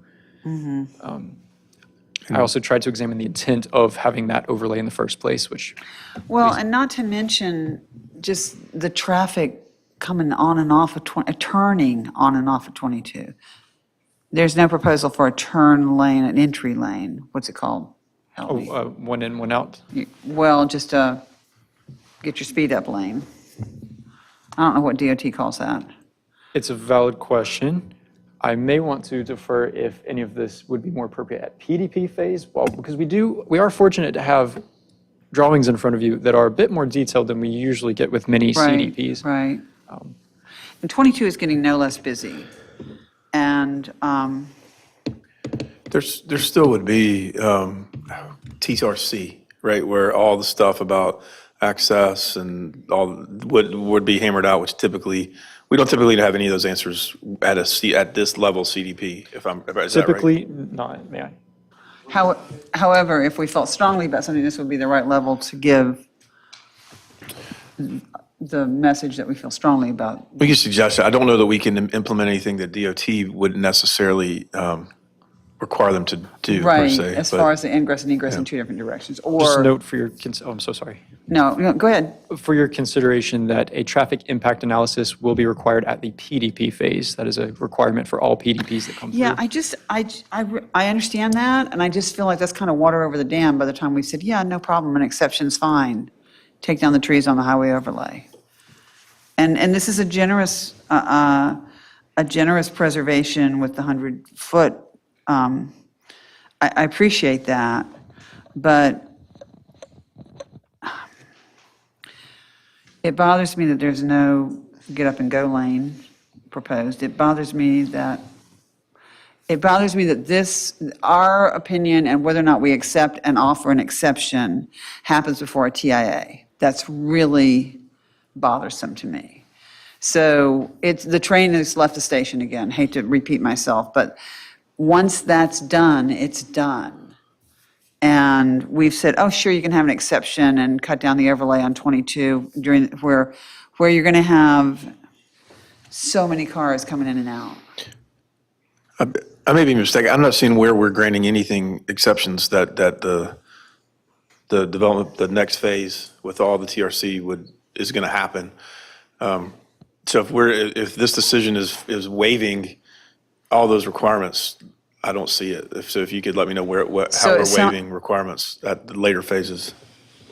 It sounds like this would be, I mean, the only two you named were orientation of the building and the percentage of windows. As far as architecture goes, so not all of the, I should have reiterated that earlier. Those are Okay. two of the architectural ones being Okay. requested That's for the church.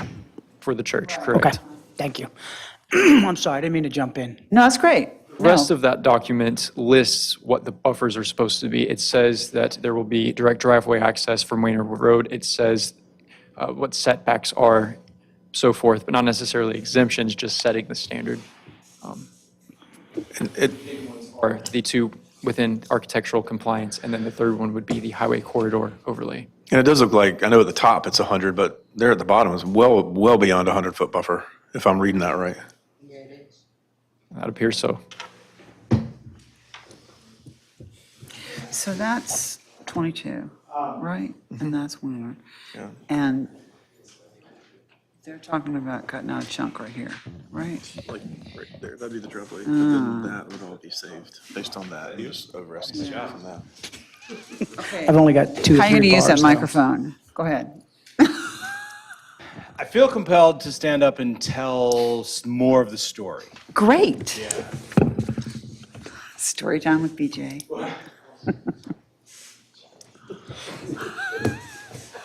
Everybody sit back. This property, we received inquiries to build an apartment years ago, we received inquiries to build an apartment complex on this property. No doubt. We received inquiries to build a grocery store on this property. And they wanted to clear cut the property and build an apartment complex, clear cut the property, build a grocery store. And we said, no, that doesn't comply with our 2023 adopted comprehensive plan. This area calls for a mixed-use development and tree preservation, et cetera. And so they were aghast that we didn't want another grocery store at that location under the comprehensive plan, or that we didn't want another apartment complex at that location under the comprehensive plan. I mean, just dumbfounded. What? It's crazy. And we argued and argued, and we said, no, we just don't think the town council will support that, given the comprehensive plan, the fact that it's planned development and needs to be rezoned. And going through the rezoning process, we're going to have to demonstrate consistency with the comprehensive plan. The applicants came in and they were interested in our understanding at first, and this is an important part of the story, I feel like, given the questions you're asking, the concerns you have. I'm listening. The applicants came in and said, we would like to build a church on this location. And we said, just like we told the grocery store and just like we told the apartment complex, that's not a mixed-use development. That's a single-use development, and so the comprehensive plan would not support that rezoning. And they came back and they said, fine. And they had a layout for what they perceived to be a beautiful church, highly visible at this intersection. And they said, fine, we'll do some residential lots back here. And they put in a cul-de-sac and called it good. 5, lots back here on a cul-de-sac.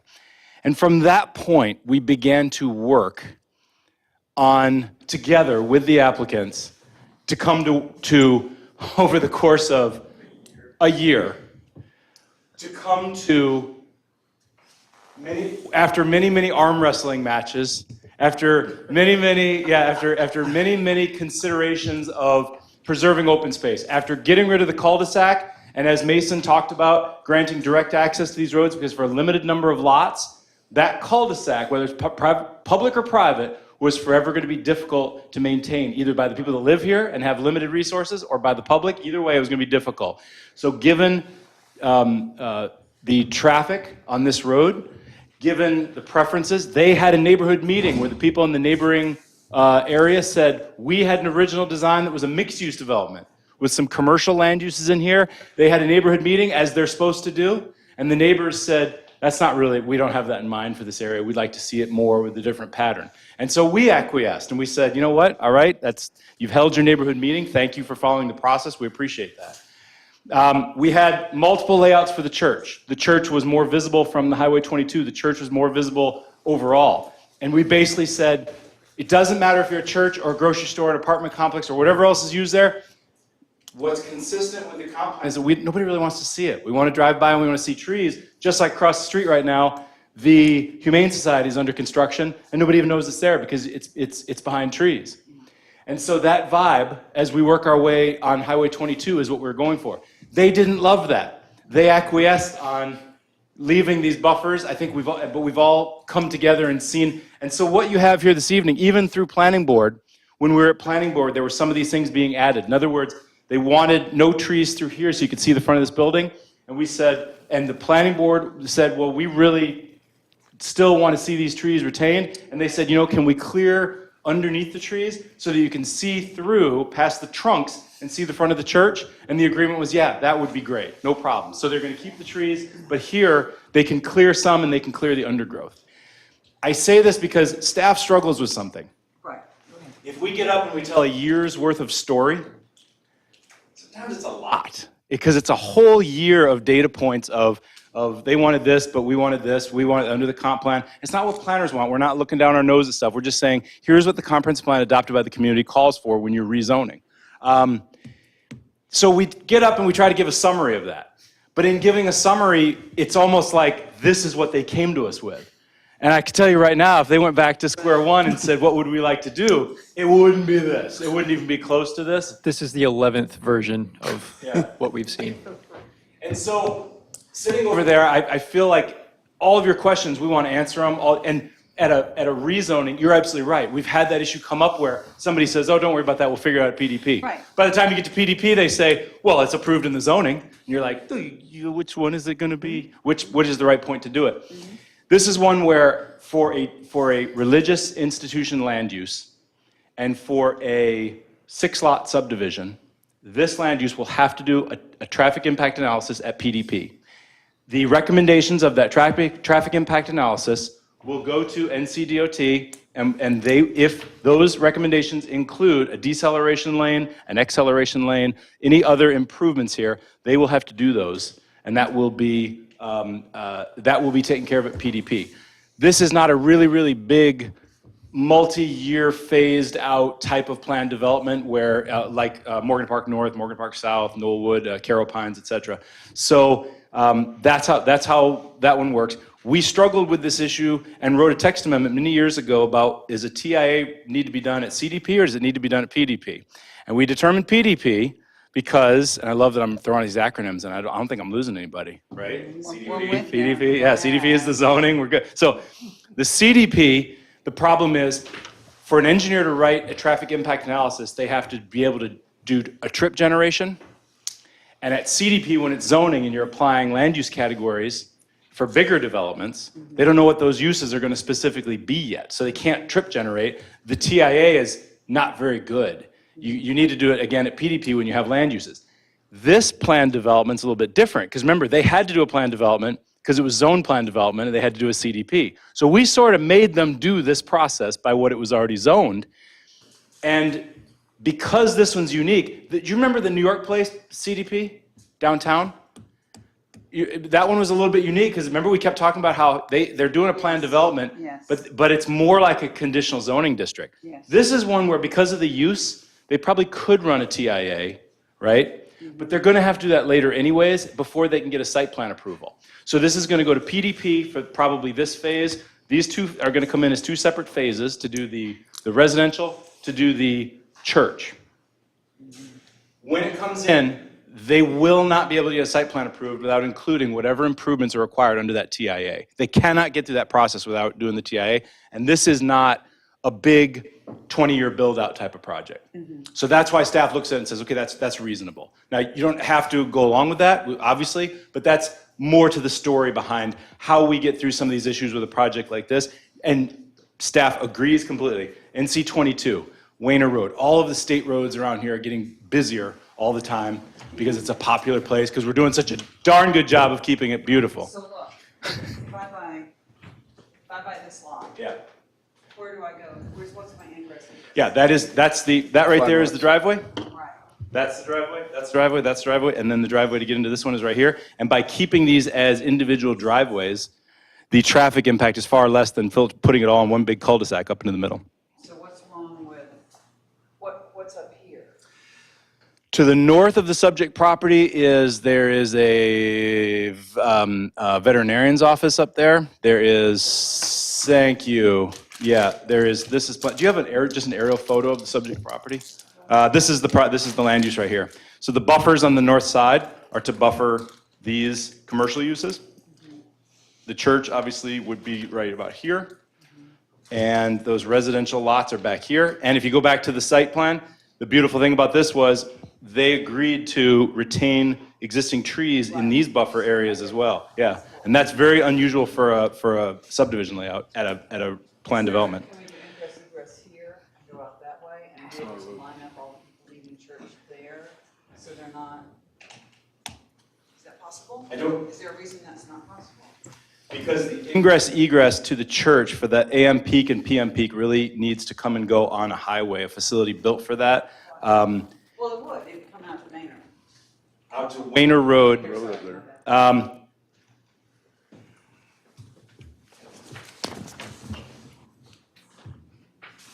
I don't have a good answer for that. I don't think at this point that type of redesign is a good idea. I would say if you feel as a member of council respectfully that there's a better design, the best thing to do would be to make a motion to either continue and see if your fellow council go along with that, because that's the type of decision that a majority council should tell them to go back and rework something. Yeah. Let me just say, if we did that, in designing, really? Wow, yeah, you do have to eat it, yeah. In designing schools, you have to have your pile up. You have to have your pile up coming through so you don't have cars sitting on US 1 like the charter school does.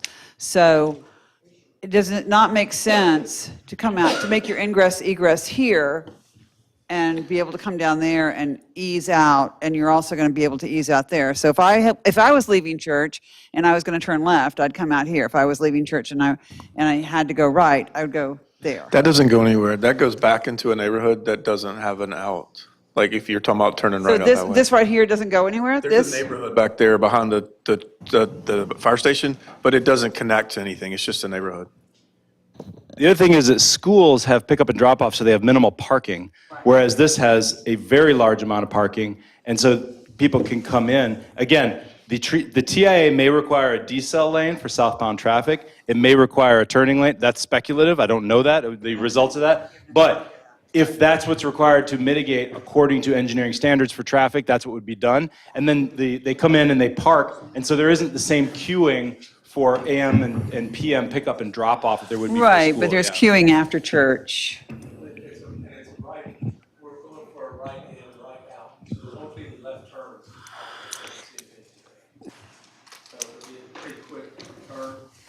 That's a valid, that's cool. I hear you. I very much appreciate your patience with me standing up and kind of telling more of the history of the story. You know, Mason was trying to be brief. We've been really working in our office on brevity being key, and then I just blew that up completely by getting up and telling this whole backstory.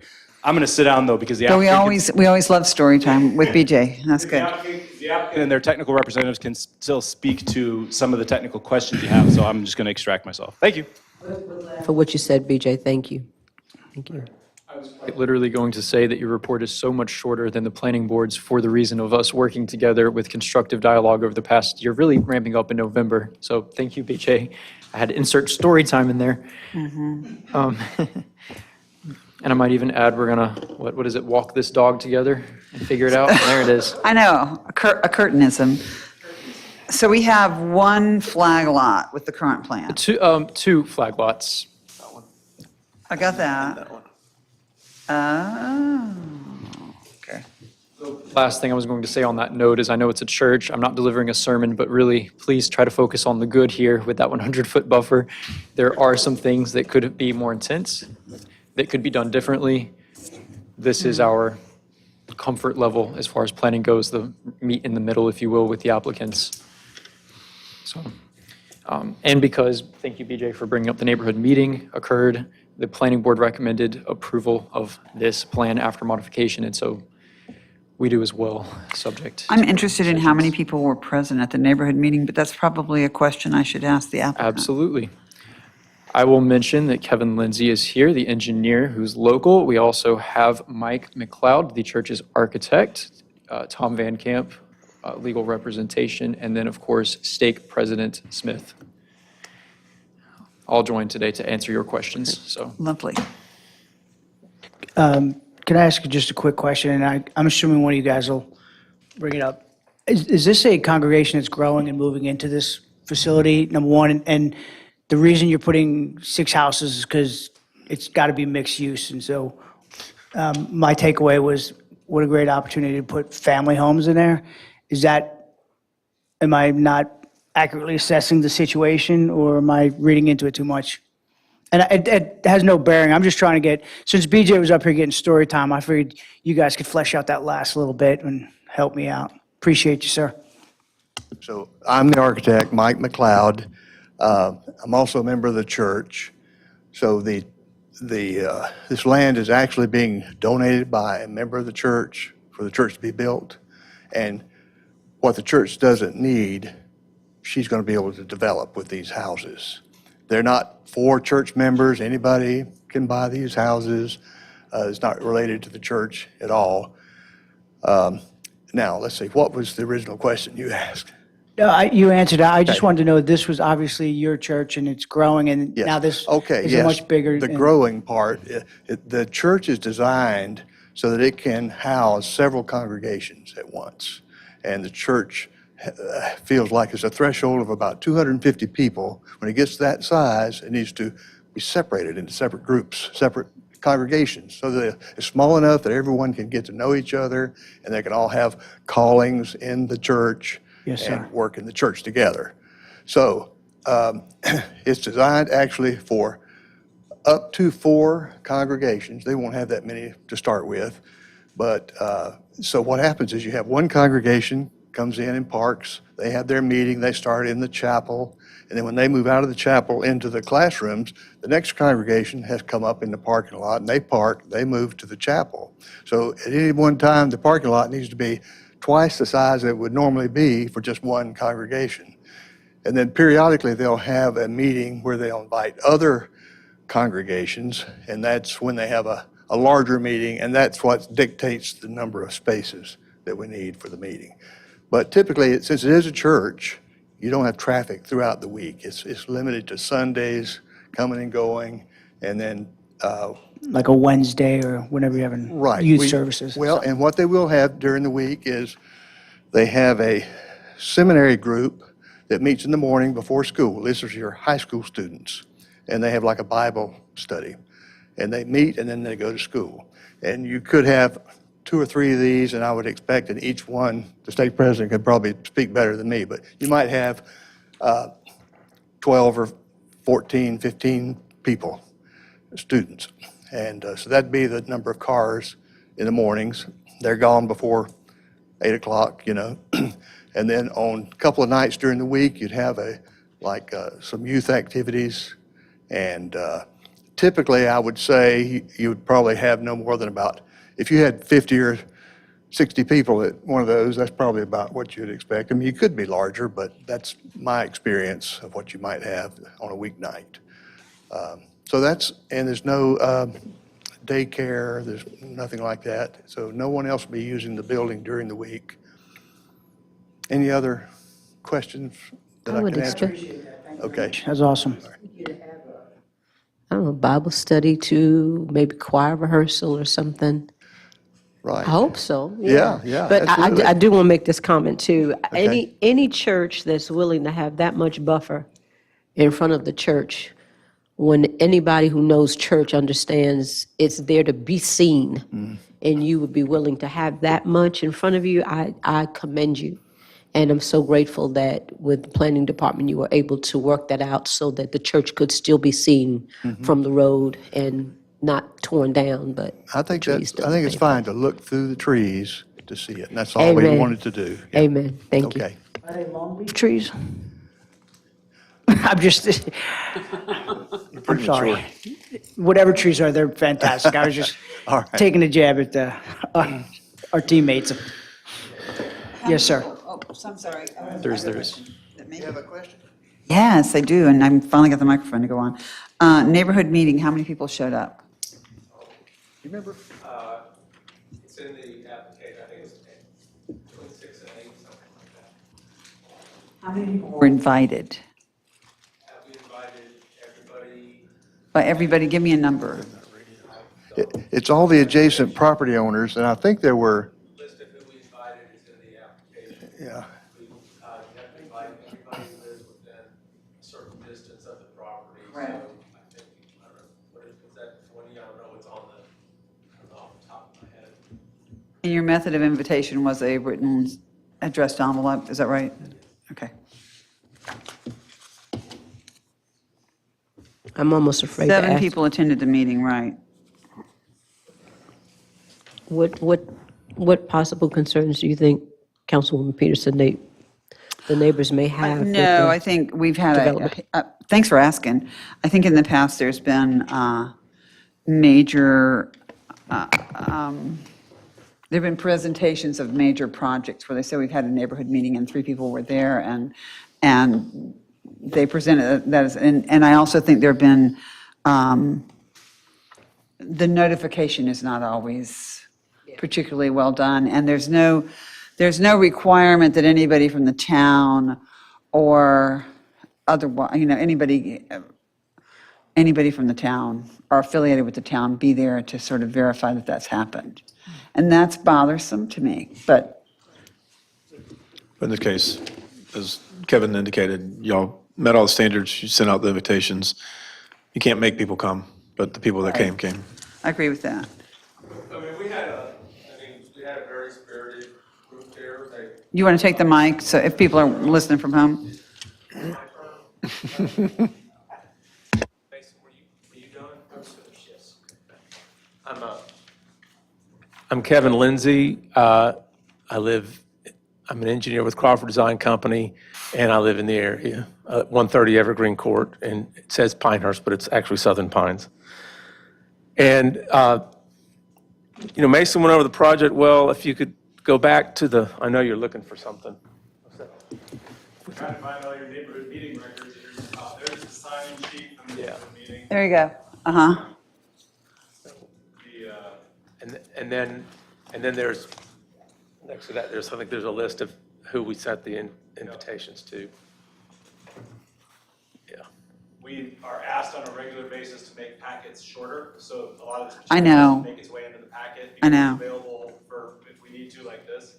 Here are the adjacent parcels of 15 notifications that were sent out. The applicant provides these, and then uses these for the mailing, correct? Yes, that's what I use I mailed to those addresses, and then we also posted 3 signs on the property. So I'm sure anybody who lives, for instance, in Ravensbrook saw those signs. Got it. It's right by their entrances. We posted them opposite of their entrance, and then one on 22. And there's the map of those parcels showing which parcels were notified by direct mail of the neighborhood meeting. And we had people from Ravensbrook and from some of the people who own the neighboring businesses to the north.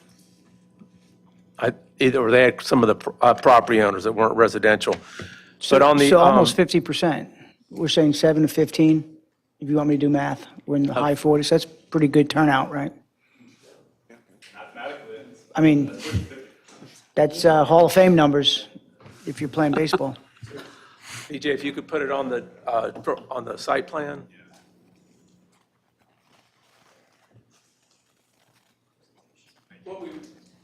What I want to point, you can see it right here. This is an elevated area. And so this is what we really wanted to try to keep. And an issue about The issue about can you? We can hear you. You're doing it. You were doing great. Okay, so the issue about the highway corridor overlay was simply that it limits the amount of parking you can have between the building and the road. It wasn't an issue, we're not getting a waiver on the parking spaces or a buffer or anything like that. What the highway corridor overlay says, you can only have a certain percentage of your parking between the building and the road.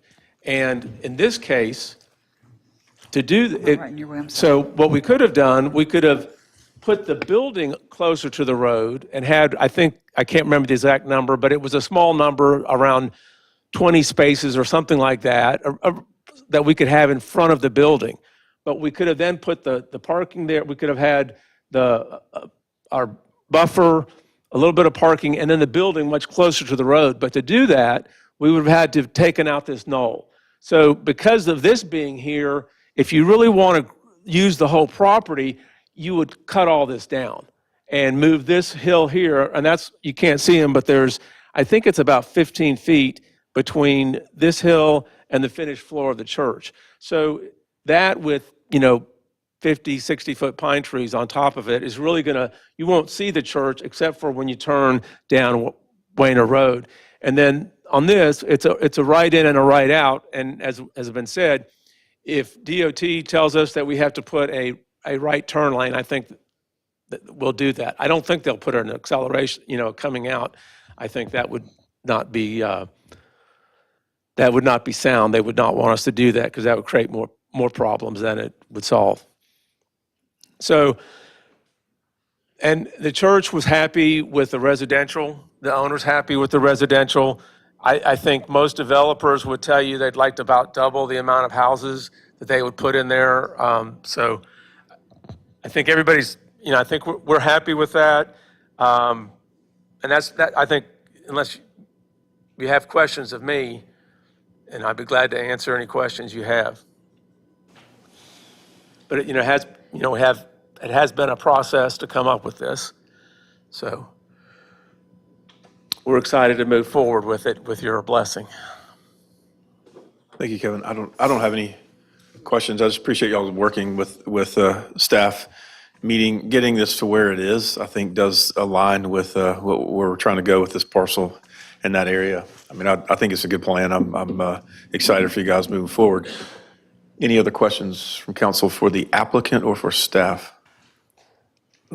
Or, excuse me, let the attorney speak. Tom Van Camp, I'm going to be real quick, but I want to commend your planning staff.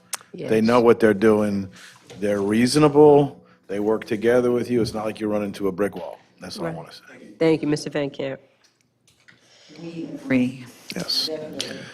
All right, this is a legislative public hearing. We have heard from town staff. We have heard from the applicant. There are still a few folks here. Is there anybody else from the public that would like to speak on this matter? It is legislative, so anybody can speak to us. All right, so seeing none, if there's no other objection, I will close the public hearing on this matter. Are there any final comments or a motion from council?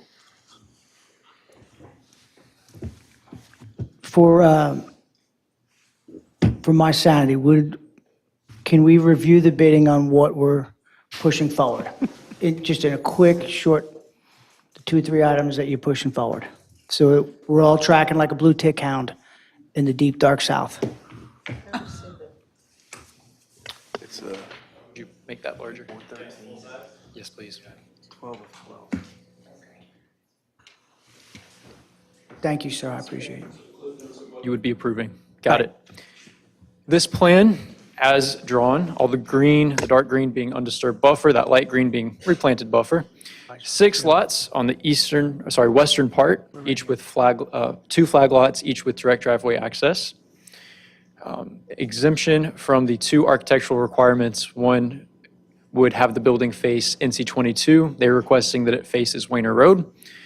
There's a provision that would grant exemption from the UDO's window percentage amount, a 100-foot undisturbed buffer on the church portion, and also exemption from the highway corridor overlay parking area, as Kevin Lindsay was describing, where that parking could be.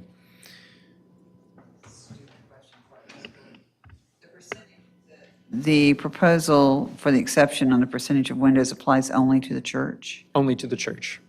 And that is in the document. I actually encouraged the applicant split the zoning document into the residential portion and the church Right. portion, and it was. So we're keeping them nice and clean and kind of separate for that purpose. We cannot restrict residential housing, correct? Not unless it is volunteered. Gotcha. We can ask. But the way this stands now, there would not be any restrictions on residential housing, other than buffering in the rear setbacks. So just repeat real quick, I'm sorry. The exception to the windows for the church, what are we looking at? Just the window portion alone? Yeah, just the window, I'm sorry. Just the window portion? And the architect might have to help me with the renderings. And may I pull the rendering? That was what was submitted as conceptual architecture that they are committed to. It is not a part of this application, but it was I appreciate you pulling that up. submitted. I think That's that awesome. can help us orient a little bit better. They were proposing a building that looks like that. They basically said, we're not going to meet your window requirements or your building orientation requirement, but we're going to meet everything else, including that 80% each facade brick standard. I said, great. That's the short version. Yeah. It's a communicative learning process here, so I appreciate it greatly. Another key component that I appreciate Kevin recalling is that yes, this is allowing parking in an area that the highway corridor overlay may not otherwise. However, the highway corridor overlay would only require a 40-foot buffer, and they could clear cut the site and replant it, and it would be a replanted buffer. They're basically saying, can we please put some parking closer, but in return for that, we'll give you a 100-foot buffer and retain the trees.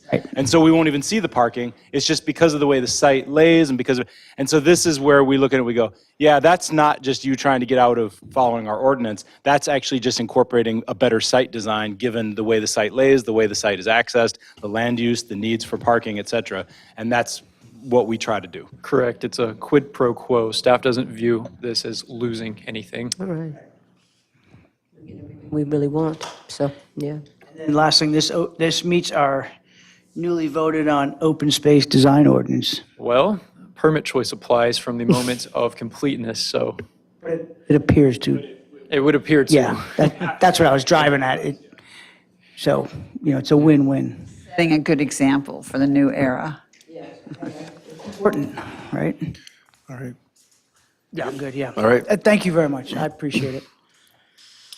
I don't think, we have no further questions. Is there a Motion? motion? I move that after reviewing the application, applicable criteria, the planning board's written recommendation, and public comments, the requested conceptual development plan is consistent with the 2040 comprehensive plan for the reasons set forth in attachment 1. Second. We have a motion and a second. All those in favor? Aye. Aye. No opposed. Motion passes. And therefore, I move to approve PD-01-26 as presented at the June 9th, which is today, 2026 Town Council public hearing. Second. A second. All those in favor? Aye. Aye. Any opposed? None. Motion passes. Thank you. Thank you, guys. Thank you all.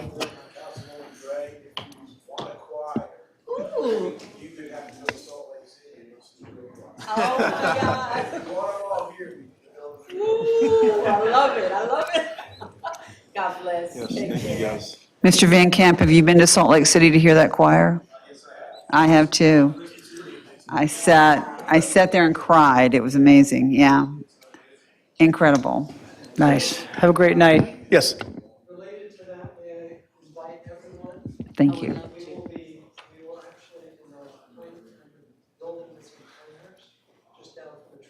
Right. Mhm.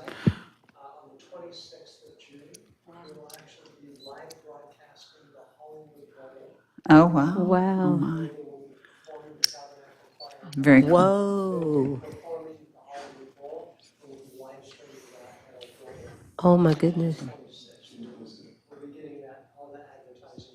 Please. I hope you Absolutely. guys will Thank have you. some Yes. evening services, because I got to make it from Sanford, where I'm pastoring, and get back down this way. So have something in the evening. So I'd love to come. Yeah. Wonderful. Yes, thank you all for Thank coming. you. All right, I'm ready to roll, but if y'all need a minute before you start, let me know. Otherwise, let's go. No, I'm just kidding. We're going to see how fast Reagan can do this. Let's roll like a wagon wheel. Reagan, let's go. Oh, this is the budget.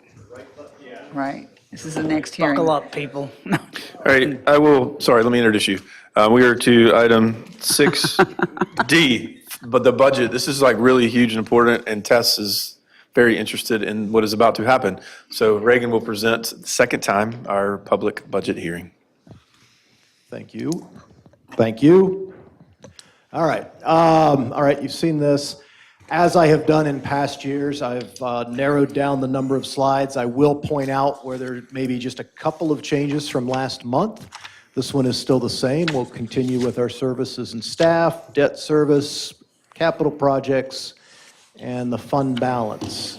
One correction that took place on this slide, I caught it earlier today. I will note that the principal balance on the town hall is $6.8 million. For some reason, last month it said 5.4, and we have not already paid down over $1 million of that debt. But you're looking at all of our general fund-related debt on this slide. It is not bad whatsoever, given our debt limitations at the state level. And we have some pretty good interest rates, even as low as 1.91% back in 2021. Miss those days. Some of the capital this year, sidewalk capital project fund, we have a transfer, a number of trucks and police vehicles that are being replaced, fence over at the soccer field, the park lighting at J. Pleasant Hines, I'll point that one out, working with the bogies on that, of course. And one of the larger ones on there is a new air handler at the library. Again, this is your balance sheet with the adoption of the budget. Overall, a $34.1 million budget. Got some capital transfers. That available fund balance at the bottom is after you set aside your 25%, which of course is 3 months expenditures. So moving into the fiscal year July 1, you'll have $269,900 on hand for purposes of things that may come up throughout the year.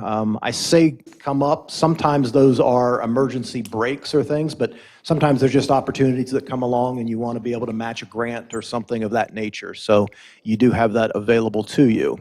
269, I missed that. General fund revenues, again, important slide. Property taxes represent 47% of our anticipated revenues in the coming year. You're all aware of what the legislature is in the process of contemplating and various constitutional amendments that appear that they will be on the ballot this fall. So anything that limits our ability to work with those property taxes in the future is going to be a challenge for those of us in these respective seats moving forward. So what can a resident expect? The property tax rate will remain the same, 29 cents per thousand assessed value. The waste fee will increase $1.25 per month to $26.50. If one opts into the recycling program, that will increase by 50 cents per month to $10.50. And then council has authorized a water and sewer rate increase of 2% on both the availability and capacity charges. For the average user of 5,000 gallons a month, that is $3.02 per month additional. This slide did change just a little bit from last month. You may recall that the little brown band on the bottom there had a figure that off the top of my head was $494,000 maybe. And I explained last month I was using the average that was provided by the county. I went ahead and adjusted it to the median just so you could see that. And if you're looking at this slide, there's a 50% chance you're going to come in a little less than $1,100 and a 50% chance you're going to come in a little bit more than $1,100, depending upon the total value of your home and land here in Southern Pines. But that is the equation, so you can take the value that the county has assessed your property at and utilize the equation on the bottom, and you'll see what your tax bill from Southern Pines will be in the coming year. This slide changed only in that we dropped the additional color that was on the dollar bill that was pointed out. So everything else there is still the same. 40% of our expenditures in a given year are public safety around police and fire. The 33 cent of general government is all of the HR, finance, IT that supports that public safety and culture and rec and library. In addition to the sanitation expenditures that we have that are not covered by the monthly fee are also classified within that general government. Culture and recreation is both your library and parks and recreation programs. Transportation is streets, sidewalks, and then economic and physical development are your planning and building and inspection services. On the water and sewer side of the equation, again, talked about those rate increases already. $23.40 is the base rate now. That's a 95-cent increase, and then the 2% in consumption.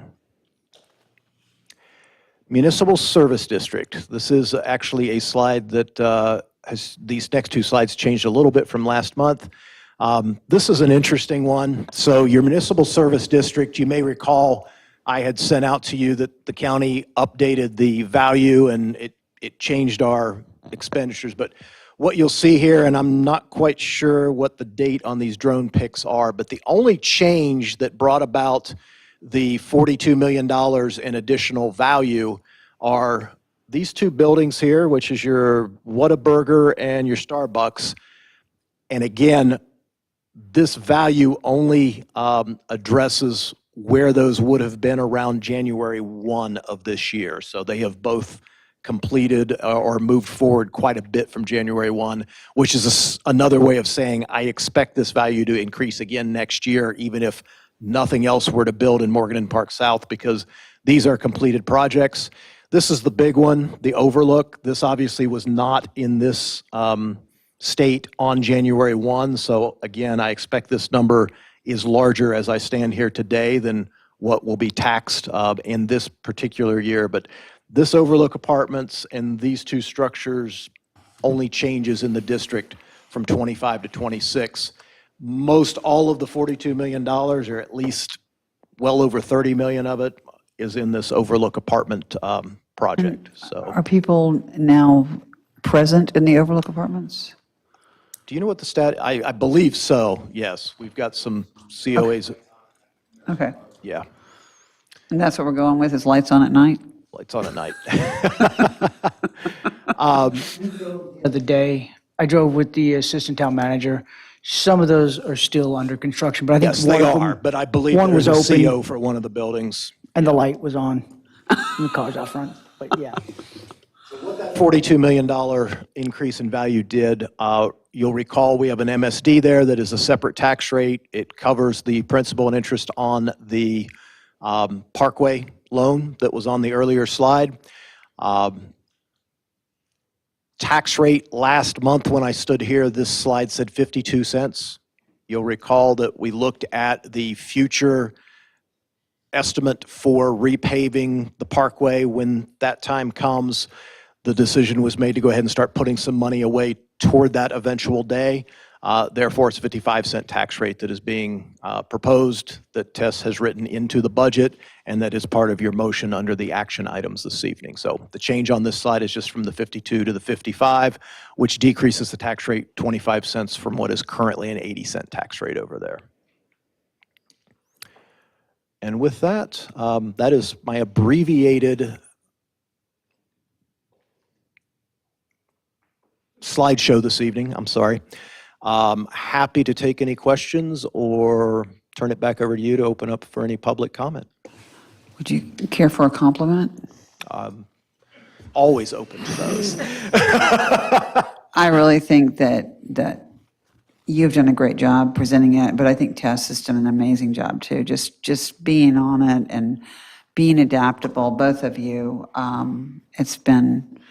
It really does make us look good, and every day it seems like I read about some other district or township that's dealing with nightmares as far as budget goes. So major kudos to both of you, and Tess, to your entire department. And Jessica is really up to game too on the slideshow.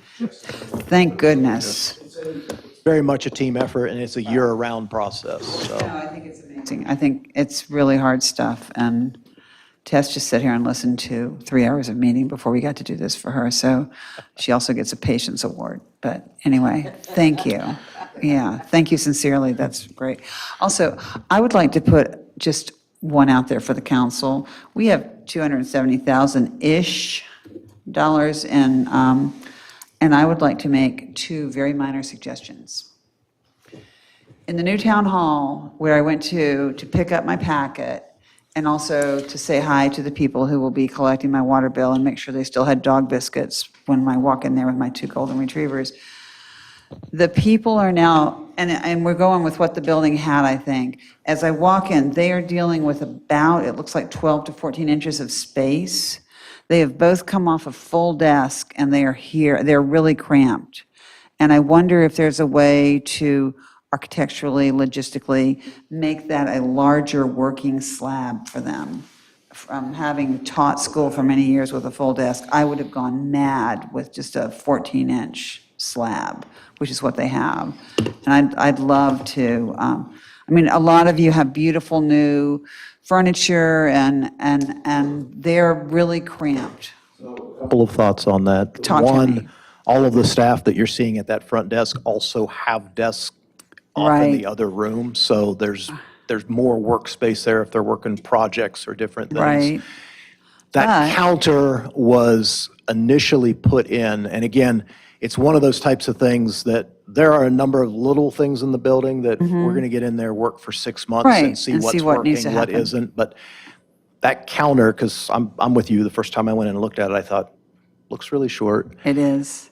It was actually, there were some staff that were taken over there to kind of check things out, and it had everything to do with the chair, the arm length, where they have to Right. kind of pass things Right. back and forth, be it money or True bills story, or whatever. right. And so that was all ultimately designed based on some, I'll call it beta testing with employees. But Okay. again, I think that's something we need it's to the look kind at of things we're going to possibly changing. continue to monitor But I- and see what the options are. But I appreciate your consideration of space from where they sat to window to hand me back my receipt. Yeah. But it may be that we want a curved, I mean, I'm seeing those first grade curved desks that come around, and you're closer to the window, and then there's a support area where you can have a stack of things.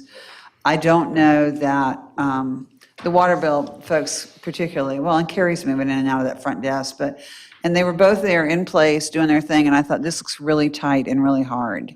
So I would so support whatever additional, I would love to see that altered, and I realize you've only been in there a week, but I would love to see that altered and give more working space to folks at the window, because it may be something that, I mean, there has to be a place for the dog biscuits. It just has to be. Entirely, so. Follow-up question for you. The available fund balance, the 269, Yes. is the lowest I can remember in all in the years we've been doing this. I don't know if it's possible, because sometimes I think, oh, you just shift money around. However, if there's something that's budgeted that just doesn't happen, or that's money allotted that's not spent. Yeah. If through the year you could just remind us, or be like, yes, that wasn't spent, and you could conceivably move it, because I'm always very hesitant to spend the available fund balance anyway, even when it was higher. And so I'm Right. going to be very cautious to not spend that small cushion. There's more cushion 'cause it's built in, but whatever that fund is. So if you could just maybe be cautious through the year to remind us if there is additional monies in it that we could use if something comes up. Couple of observations on that. This is my 22nd budget with Southern Pines now. In a typical or standard year, we're usually sitting around 400 to 450. Happy to get to that number based on what was going on after retreat and stuff. But again, that figure, and I didn't say it during this year's budget, but I've probably said it in at least 18 of 21 previous budgets. We budget, I call it both best case and worst case scenario. Best case meaning that every budgeted position is full for 12 months out of the year. We don't have any downtime or people leave or anything, and that every project comes in at budget and at estimate, which of course isn't the case at all. Worst case, yeah, obviously, things can come in over budget and stuff. So we monitor that throughout the year. You are now all receiving kind of the sales tax receipts, and you know that using our 3-year rolling average, we are running a lot closer on that than we did at one time when we budgeted very conservatively relative to those revenues. However, so far, people have continued to spend money and buy things, and we've been good on that. And then, of course, finance is updating you all on, we're doing kind of that mid-year report now of sort of where things stand. So yeah, if an opportunity and/or challenge should arise and we're in front of you looking to do a budget amendment that exceeds that 269 or jumps into it very significantly, we'll be having conversations around, hey, you came in with 269, however, and as you're fully aware, when the audit gets performed and you get your ACFR, we always update you on where the fund balance stands. And at least historically, I don't know how wooden this thing is, historically, that's always been a far better number than we entered the year with, so. Thank you. I would only say one thing. In preparation for this specific item, I was doing some homework and just looking around, And one thing that I really appreciate, that this money is always the sort of, kind of the flashpoint, or can be the flashpoint. And what I really appreciate from you specifically and your staff in general, and obviously Tess, is the transparency to walk us through this. Because this has been really easy, especially, and I know I can't use this moniker anymore, but as the new guy, the adventure learning here was immense. I was always looking up, but the transparency which you guys presented this, at least to me, and I know to everyone here, it prevents a lot of just flashpoints. And I really wanted to send you a couple videos. I'll probably send them to you tomorrow on some other organizations that just haven't done it as smoothly as you guys have. And I think it's more for. Thank you for saving those for tomorrow. 'Cause Yeah. we did- as we reflect, we're grateful for what you guys have done, but some of them are quite humorous that, the council and the staff just couldn't get along, and I'm just really grateful to be a part of this. So, I did not want to send it beforehand because I didn't want you to think that, well, man, what is Curtin up to now? God bless America. I think it's about time we take away Bob's rookie status, too. Did you have any? I just the newest. All right, so thank you, Reagan, thank you, council. Does anybody in the public, this is a public hearing, legislative, have any comments or questions?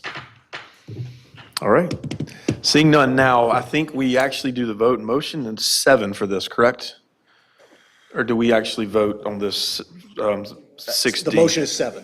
Okay, perfect, all right, Just so. read 7 We will- exactly as it's printed, and we'll cover all All of right, our. we will close the public hearing then for 6D.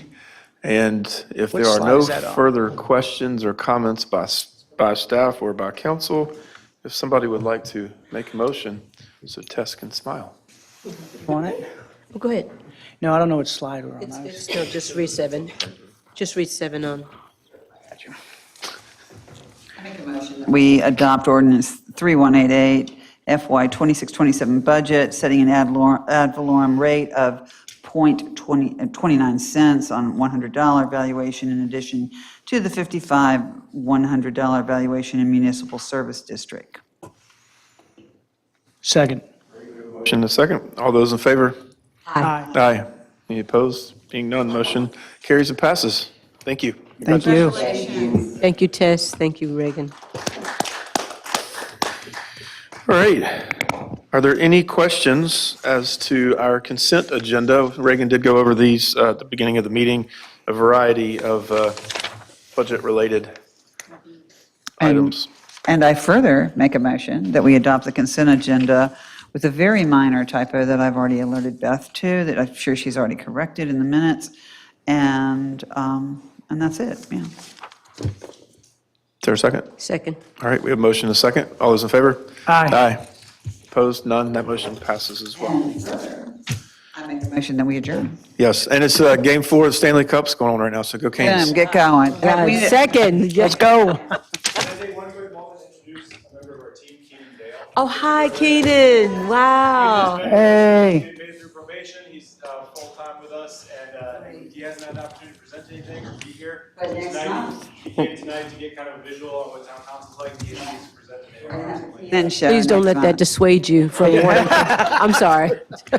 Just We don't want to open up that job again tomorrow. welcome.